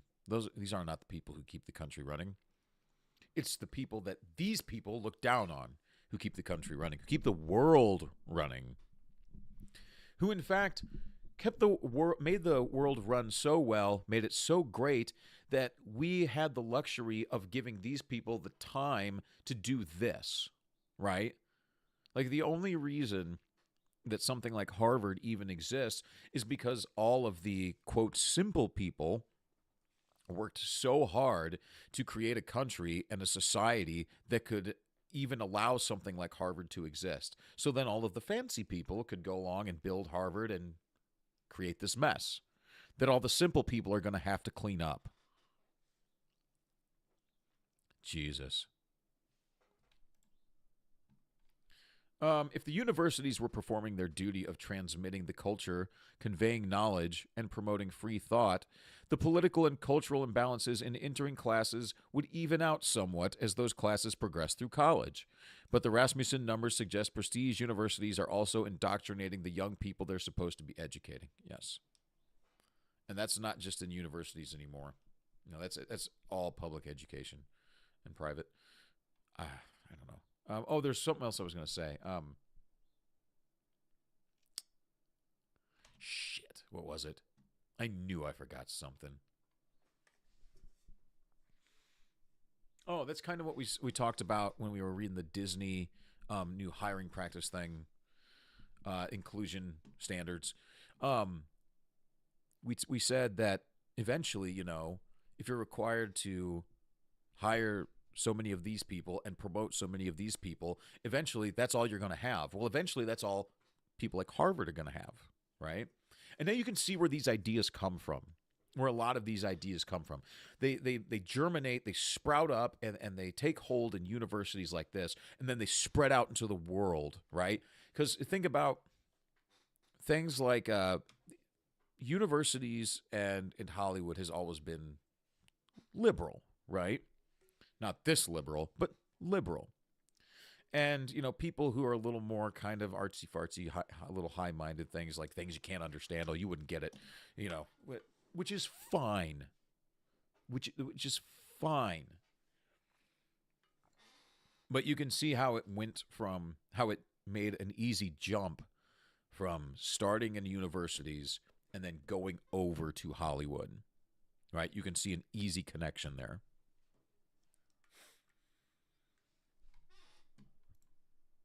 I'm not used to talking this much. If the universities were performing their duty of... I just read that. This shows up on the polling data. The views of members of the elite who attended a university recently were far more extreme than the views of older members. Yes. Thus, among those 55 years of age or older, only 10% believe there's too much individual freedom. This is below the number for the general population, 16%. Excuse me. But among members of the elite under 35, and therefore most recently out of college, 54% think Americans have too much freedom.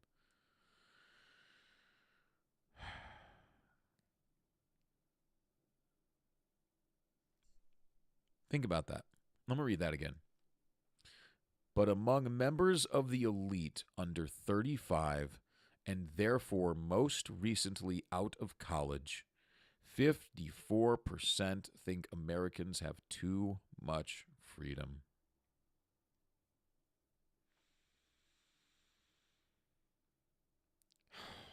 God, just reading that just kind of makes me tired. Like, we've got a lot of work to do. Seriously, I feel like I could close my eyes right now and sleep for about half an hour. We got a lot of work to do. Oh, boy.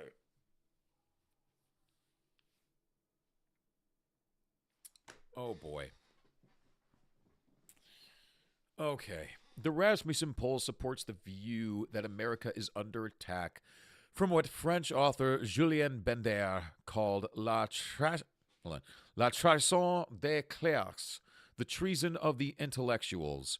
For some proposed cures, see my Epoch Times series, What's Wrong with the Universities and How to Fix It. Maybe later. But I thought that connected well with what we were just talking about, the Disney inclusion and whatnot. So that was the Epoch Times. Good article. Good article. What else do we got? Oh, let's take a little break from the serious stuff. Maybe. I don't know. I don't know what I was just going to say there. What else do we have? So, yeah, Disney's a fucking mess. I mean, again, like I said at the beginning, I don't like talking about Disney all the time, but there's no shortage of shit to talk about when it comes to Disney because they are. God. What is their stock price at?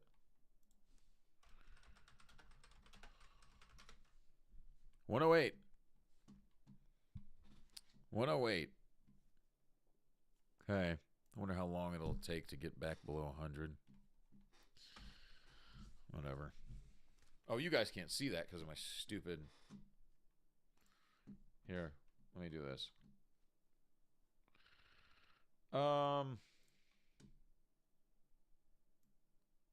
Zoop.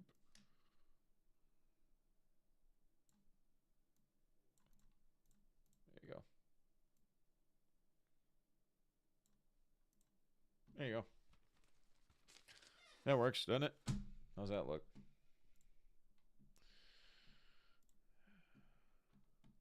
That'll do just fine. That'll do just fine. Actually, you know what? I'm going to change it a little bit more. Thank you for bearing with me, guys. Thank you for humoring me. It's not too bad. All right. What else do we got to talk about?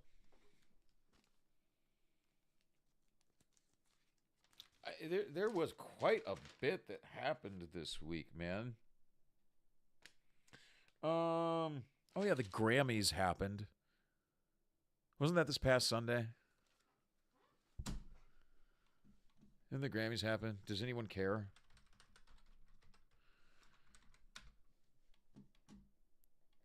Yeah. The Grammys happened, and I don't care, I guess. I don't know. Oh, I know what I want to say. It's like... Hang on. I'll be right back.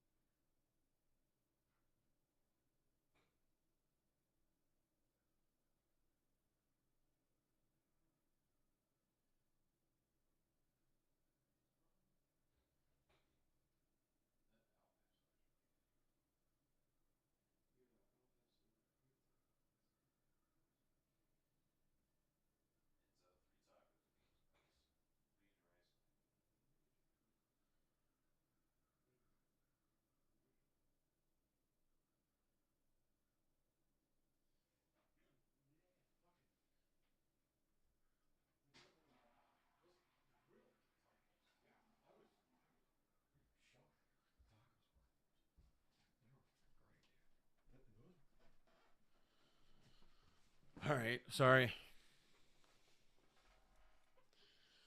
Sorry. Oh, did someone jump in while I wasn't here? Whoops. Oh, how you guys doing? How you guys doing? All right. We've been talking a lot about Disney. We jumped into the Grammys. We didn't really say anything about the Grammys. They happened. Who won anything? Does anyone give a fuck? I guess I really don't. The only other thing I wanted to talk about when it came to like the music industry was, I guess Taylor Swift is all pissed off that a 21-year-old is tracking her private jet. Like what the fuck is this? We can get rid of this now. Go fuck yourself, Disney. Swift private jet.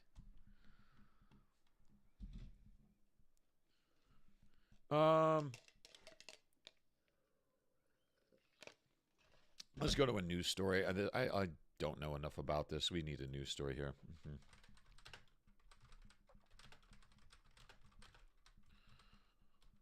Lawsuit. Excuse me. Slate. Who do I want to click on here? No, let's just do the Guardian. Shoot, fuck it. Why not? Oh, I exited out of something. What did I exit out of? Hold on, guys. Oh, my, shit.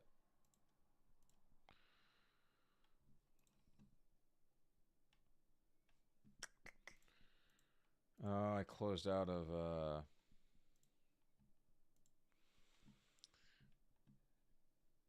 shit.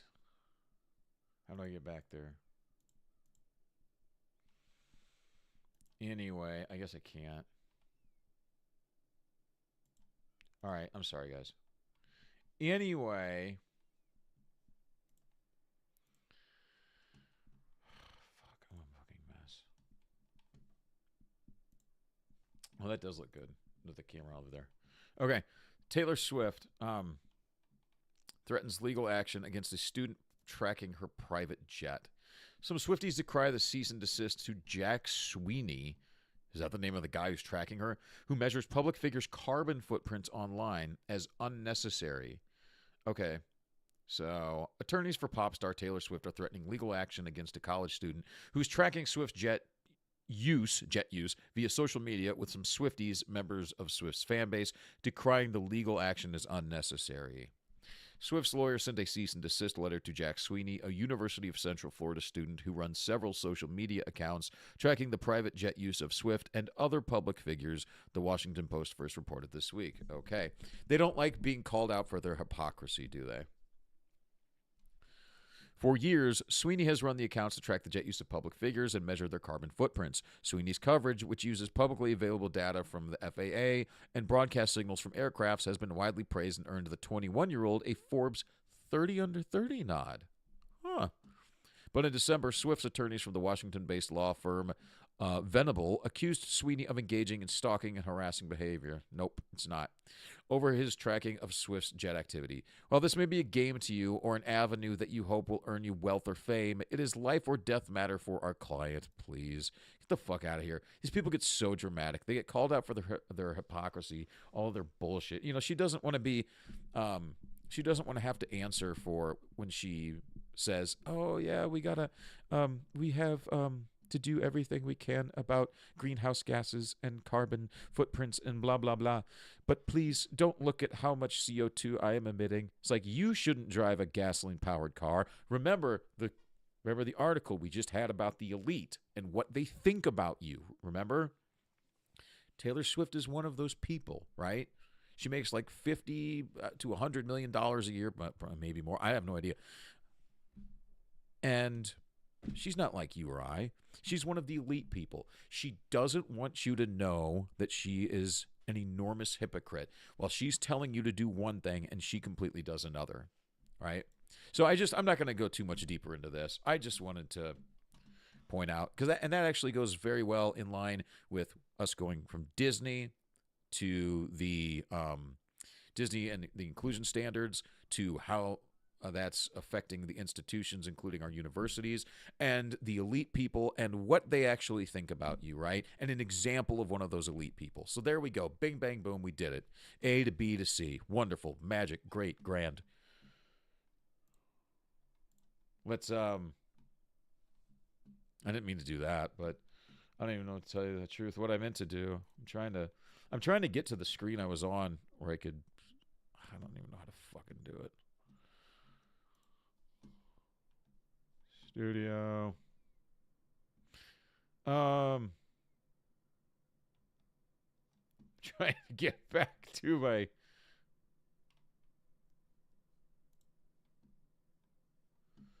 like behind the scenes thing on my current stream. I don't know how to do it. Fuck it. Let's just go to this. Sorry, guys. I know this is a mess. I'm so sorry. Whoop. Let's not do that. Okay. That'll work. So there's that. What else do we want to talk about today? How long have we been going for? About 2 hours. Excuse me. Idris Elba said something stupid about how it's too easy to get a knife in London. Like he was on some podcast about with these two guys who said, "Oh my god, I can't believe I actually could order a knife online." And so let's just fucking watch it. It's like the first thing I wrote down this week. It's nothing. It's not like groundbreaking, but it's like Elba knife. It must stop. Where is it? I guess I can go to this on YouTube. Elba knife. Come on, where is it? Knife podcast discussion.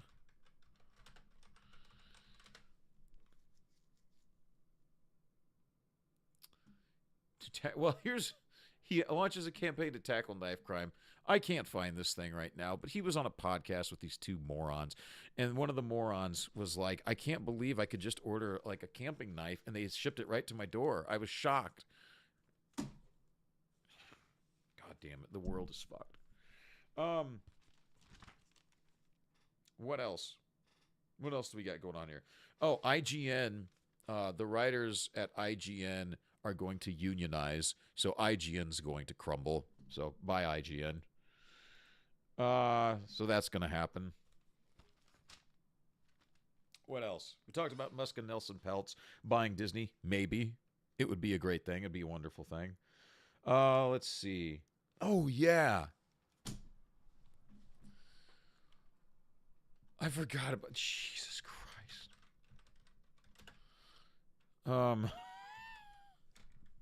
Grace Randolph apparently reviewed Suicide Squad without playing the game.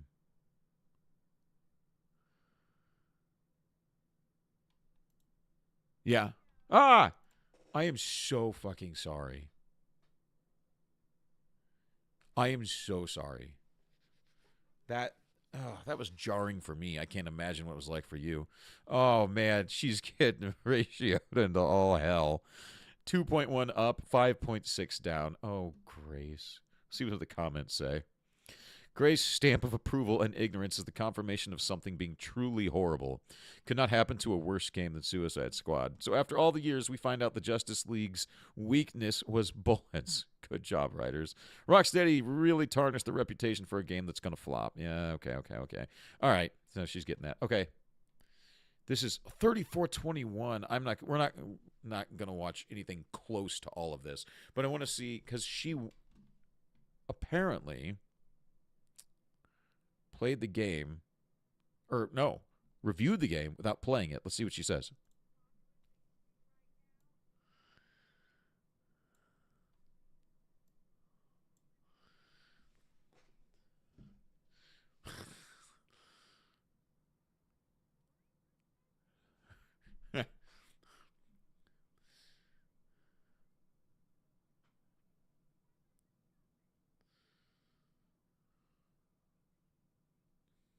Uh-huh.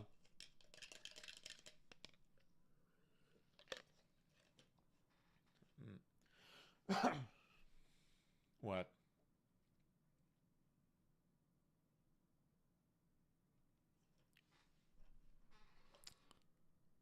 So she's already opened up saying she's not a gamer. The gameplay looks fun. It looks entertaining, but she wouldn't know she's not a gamer. And I'm going to say something right now. And I don't mean to be rude. Maybe I might have asked this last time. I do not mean to be rude. Is there something wrong with Grace Randolph? Because I don't want to make fun of her if there is. Like, I'm seriously not trying to be rude. If there's something wrong with her, I don't want to make fun of her. So if someone sees this and somebody knows something, tell me, please, because I don't want to make fun of her if there's something wrong with her. But anyway.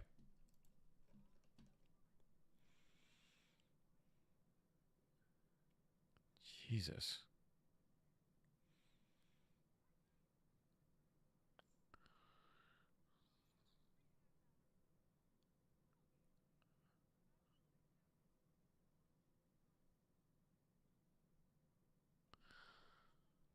Okay. Okay. Get a snack. Pull up a seat. Yeah, let's do it. So fun. So Grace Randolph did not play the game. What she did was she got a compilation of all of the cutscenes, which added up to about a 3.5 hour movie. So, some Zack Snyder amalgamation of shit. And she watched that, and she's going to she's going to review this game based on a 3.5 hour cutscene compilation.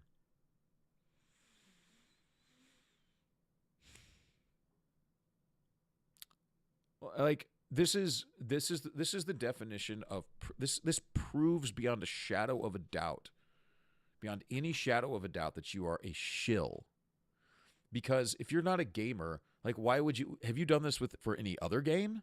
Like, why would you do this just off the cuff? You wouldn't. Someone gave you a call or a DM, tapped you on the shoulder and said, Grace, we got a little cash to put in your pocket if you wouldn't mind making a video.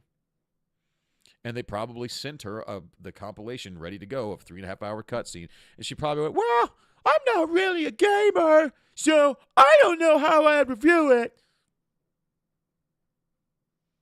So they just sent her the cutscenes. And she's like, okay, I'll watch it like a movie. Is that a New York accent? Where is she? I don't want anyone to dox her or anything, but she's just odd. I know I'm odd, but come on. Jesus. Anyway, that's stupid. Oh. So. Anyway. Jesus Christ. Why do this, Grace Randolph? I mean, I get it. Money and fame and all that shit. Oh, yeah. Speaking of this, Steam apparently has been removing bad reviews for Suicide Squad. Moving Suicide reviews. Let's see. You got any articles about it, actually?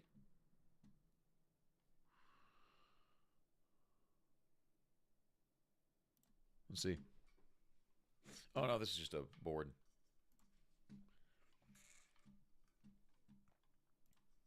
Are these all just boards? No, here's one. The Portal. Unmasking the Chaos. Steam's controversial review deletion in the Suicide Squad gaming community. Gain an insight into the commotion caused by Steam's controversial deletion of reviews for the Suicide Squad. So, let me try something real quick. I can open up my Steam and we can look for ourselves.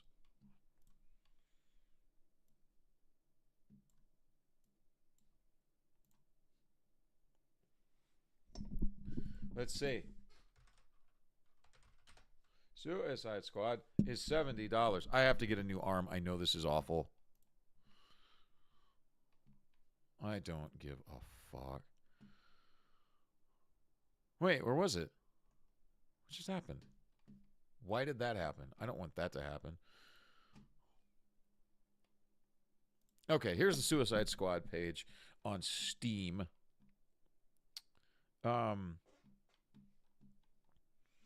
Very positive, all reviews. Let's see.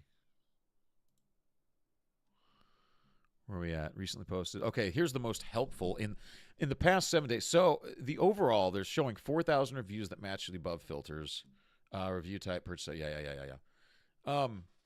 Very positive overall. 84% of the 4,044 user reviews for this game are positive. But the most helpful in the past 7 days. Not recommended. Not worth the $70. Gameplay becomes repetitive. Can't play solo because of bug. Not recommended. Recommended. Pre-release review. Oh, wait a minute. Recommended, but wait for a discount. Excuse me. Recommended, but reject Suicide Squad. Embrace Batman Arkham. Recommended. People are going to love this game when it's $30. Recommended. Fun game, not worth $70. Wait for discount. It's a good game, just not $70 good. After 20 hours, I can rightfully say that King Shark is indeed a shark. Borderlands X Sunset Overdrive with a DC skin. So these were all recommended. And they all said, don't pay $70 for this game. Look at this review. This game is shamelessly incomplete. After about 10 hours, the game drops the act of pretending like it has a story and turns into a full live service game. Somehow, that doesn't trigger the credits. Once you've completed what is essentially a glorified tutorial for what the live service game actually is, you then receive the credits. A tribute to Kevin Conroy that feels sour after the love experience that is this game. And finally, an advertisement for the season roadmaps of endless content. And okay. So how do we do this? How do we go to... It's very positive. So there's Steam, right?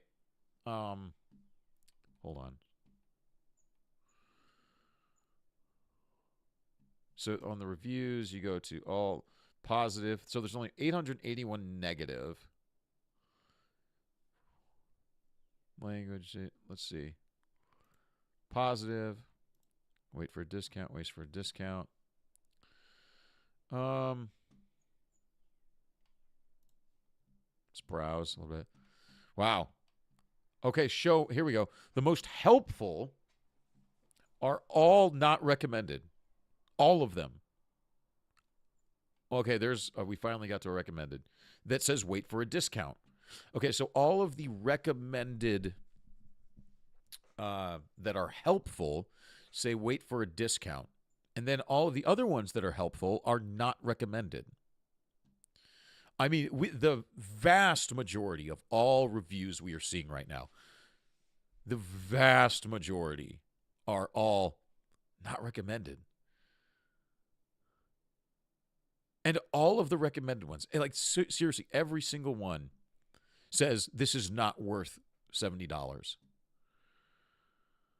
And it's pretty repetitive and boring. Okay, so I think it's safe to say that at least 90% of all the reviews we are seeing right now are not recommended. How is this? Wait, how is this? Look at all of these. And then we go to the top. And hold on. And then we go back. And it says mostly positive reviews. Very positive. Let's go back to the reviews one more time. And let me look at something. Review type. Negative.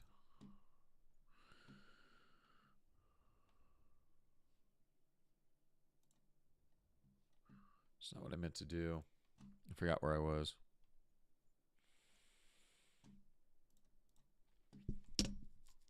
This is the most helpful.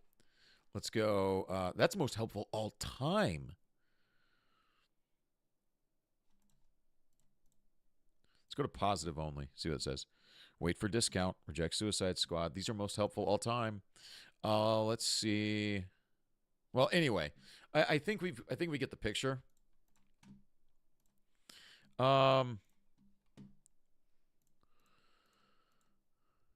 Here we go. Unmasking the Chaos, Steam's controversial review deletion in the Suicide Squad gaming community. Gain an insight into the commotion caused by Steam's controversial deletion of reviews for the Suicide Squad game. The gaming community is currently buzzing with discourse surrounding the popular game Suicide Squad. A specific issue that has captured the attention of users is the surprising deletion of reviews on Steam, the platform where the game is hosted. This has prompted a wave of various reactions from gamers, which we will delve into in the course of this discourse. That's bad.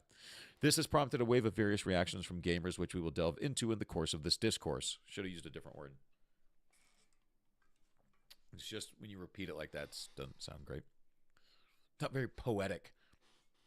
Summary. The primary issue arises when Steam deletes reviews of users who have played the game for less than 2 hours, proceeded to give a negative review, and then refunded the game. There are claims of a significant drop in review numbers, yet other gamers state they see a high percentage of positive reviews. One section of players accuses Steam of bias, while others back the platform for taking action against review bombing. Okay. Oh. That was odd. Just got a notification that Soma is ready to play. I have not played Soma yet. I might do a stream of me playing Soma. I bought it on sale for like less than $10, I think. Okay. So one thing I did find out is I didn't know this. I didn't know that Rocksteady was owned by Warner Brothers. Is that right?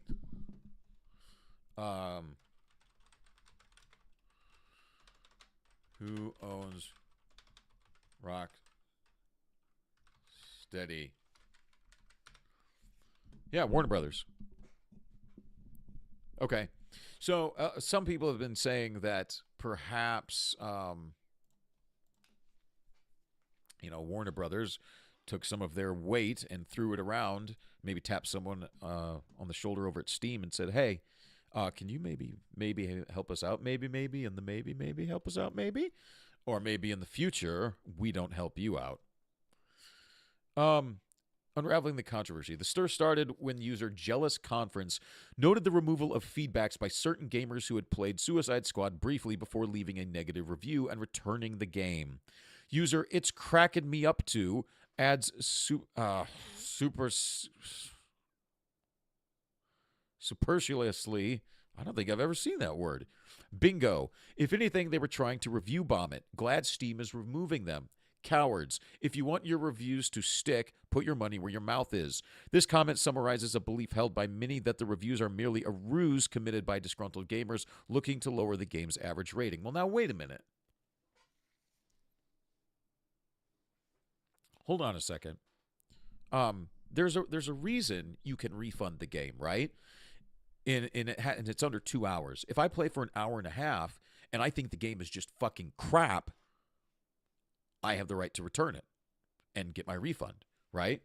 And if I'm returning the game in 90 minutes, I obviously think it's shit, and I have every right to post my review to say, yeah, I thought this was shit, and here's why. Right? Look, if you play a game for an hour and a half, and you can't tell if you're going to really have a great time. You can tell if the game's like, okay, I think this might open up into something else. Or after 90 minutes, you're like, what the fuck is this crap? I think most people can tell, especially experienced gamers. Most people were able to sniff this out fairly quickly. Now, it did help that they had the leaks prior to the game being released, right? That helped. But it didn't help that when the game came out, there was a ton of bugs, especially a major bug that like completed the game for everyone. No, I didn't play this game. I'm not going to play this game. I was just watching. I watched Mahler play this game, and that was painful enough.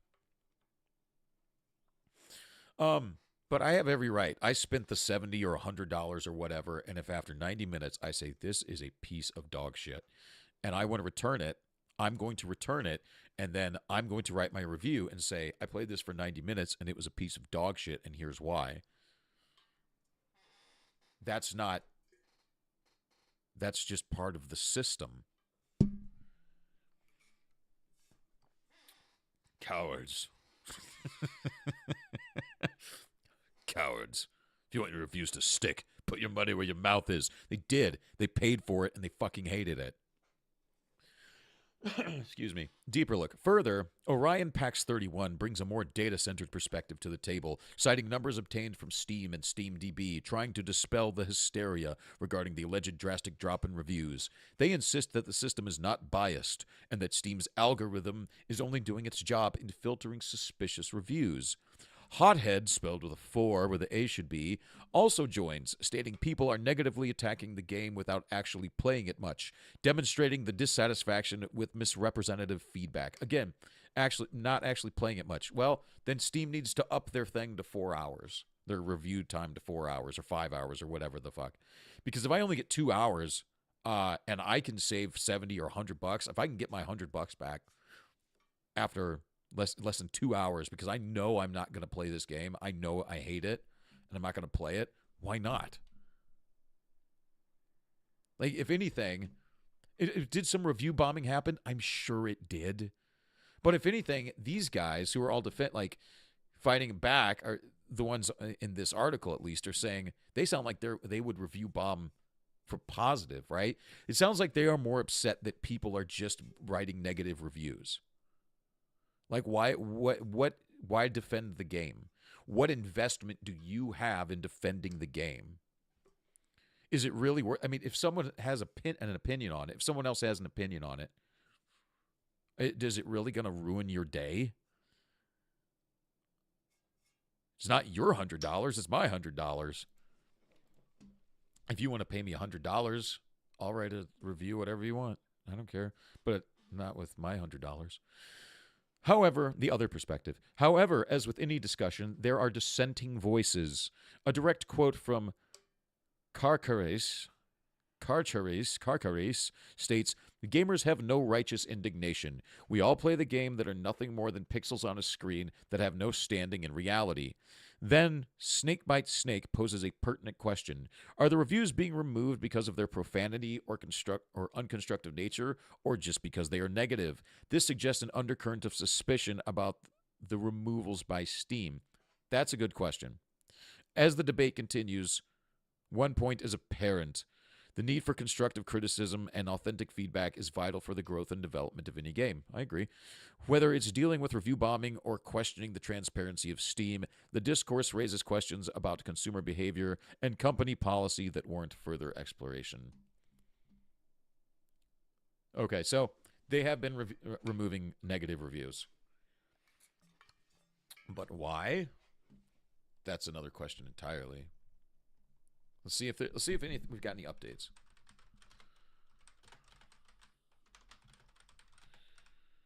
Negative views for Suicide Squad.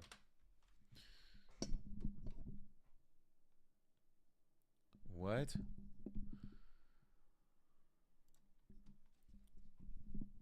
So this is just a Reddit thread. I don't take all of this with a huge pound of salt. Devs of Suicide Squad Kill the Justice League are deleting negative reviews. First of all, I don't think the devs can do it. I don't think the devs have access to go into Steam's system. I don't think they can do that.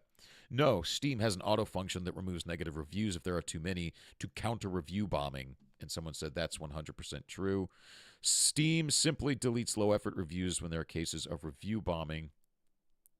I assume these are people who buy the game, write a negative, then get a refund without hardly playing it. If so, that would be fair. I'll be right back.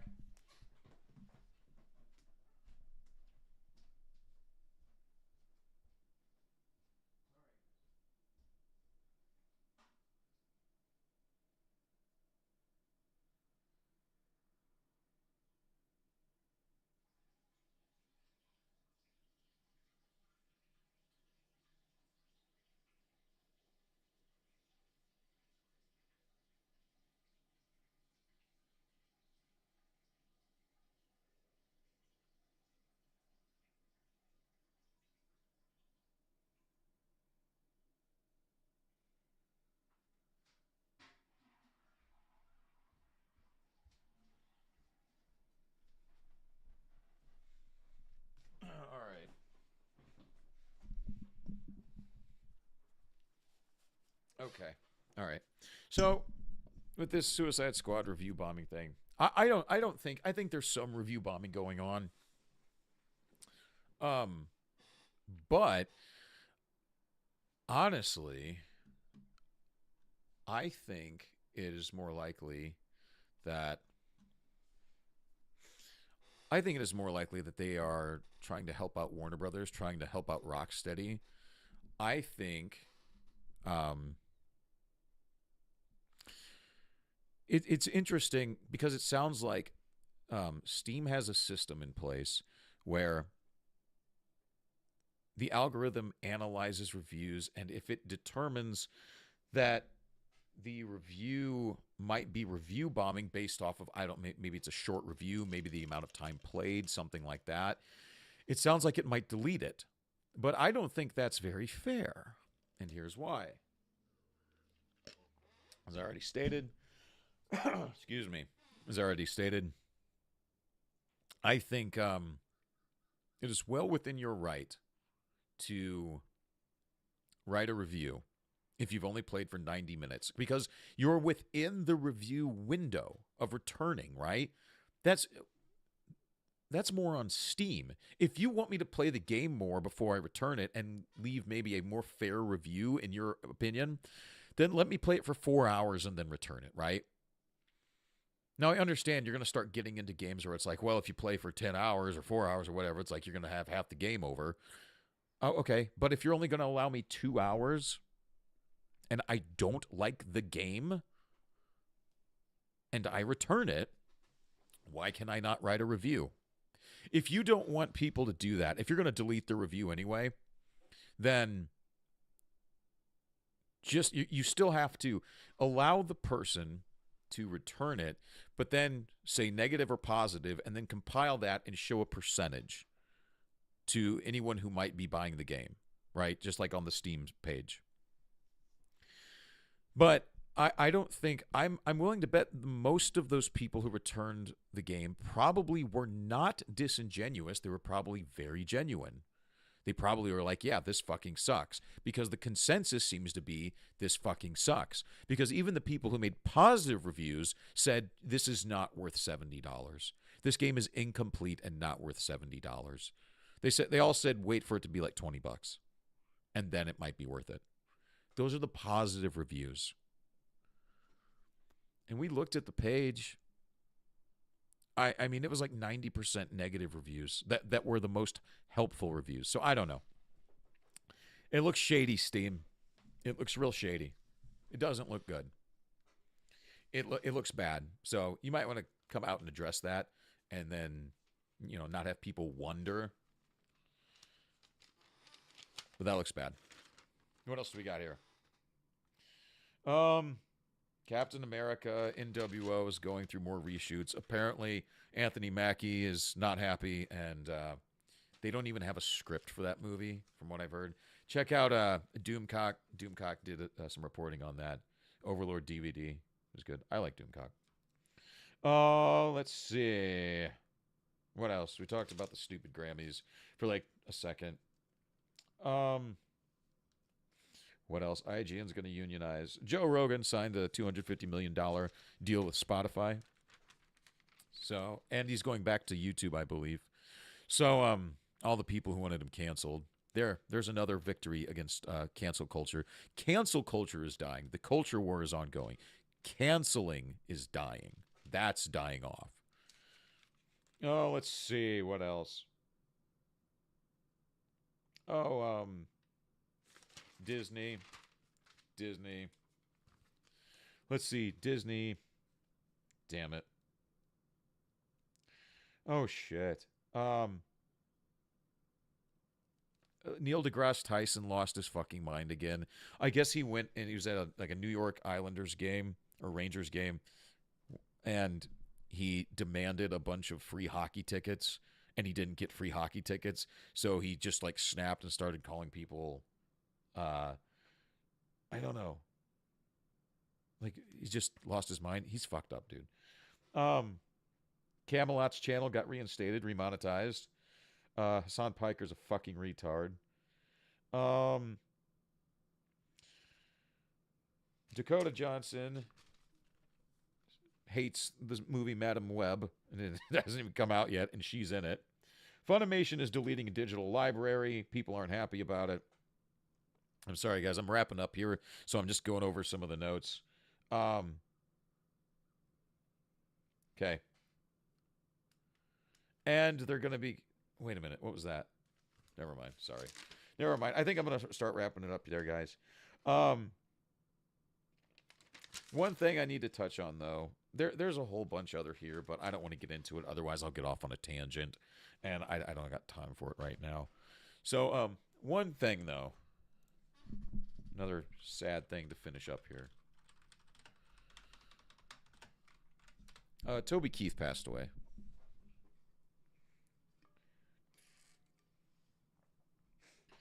Excuse me. Toby Keith passed away at the age of 62. Was it 62 or 61? Age of 62. And Toby Keith was a famous, larger-than-life country kind of rockabilly star who wrote some great, great songs like, well, let's just go check them out. I can't play any of them. I'm not going to play any of them. But he wrote a lot of big hits. As good as I was is one of my very favorites. That's a good song. The Courtesy of the Red, White, and Blue, Angry American, American Ride. He should have been a cowboy. How Do You Like Me Now? Wacky to Baggy. Oh, geez. Red Solo Cup. I'll Never Smoke Weed with Willie Again. That's a good one. It's just like a little side song that he wrote with one of his one of the guys in his band. It's really funny. But yeah, Toby Keith was a big, big, big, big star, and people have been a outpouring of support for his family, and his work has been. Oh, here we go, right here. Has been all over the place. Should have been a cowboy. I love this bar. It's my kind of place. Don't Let the Old Man In. How Do You Like Me Now? Red Solo Cup. Beer for My Horses. American Soldier. I Want to Talk About Me. There they all are. So, anyway, rest in peace, Toby Keith. Sad. Died of stomach cancer. Age of 62. Man. And then last week it was Carl Weathers. And now it's Toby Keith.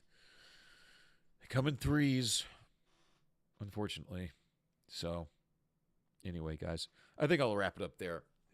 This is a weird one. This wasn't a great show. I'm so sorry. I started out really slow. I kind of got into a groove there as we went along.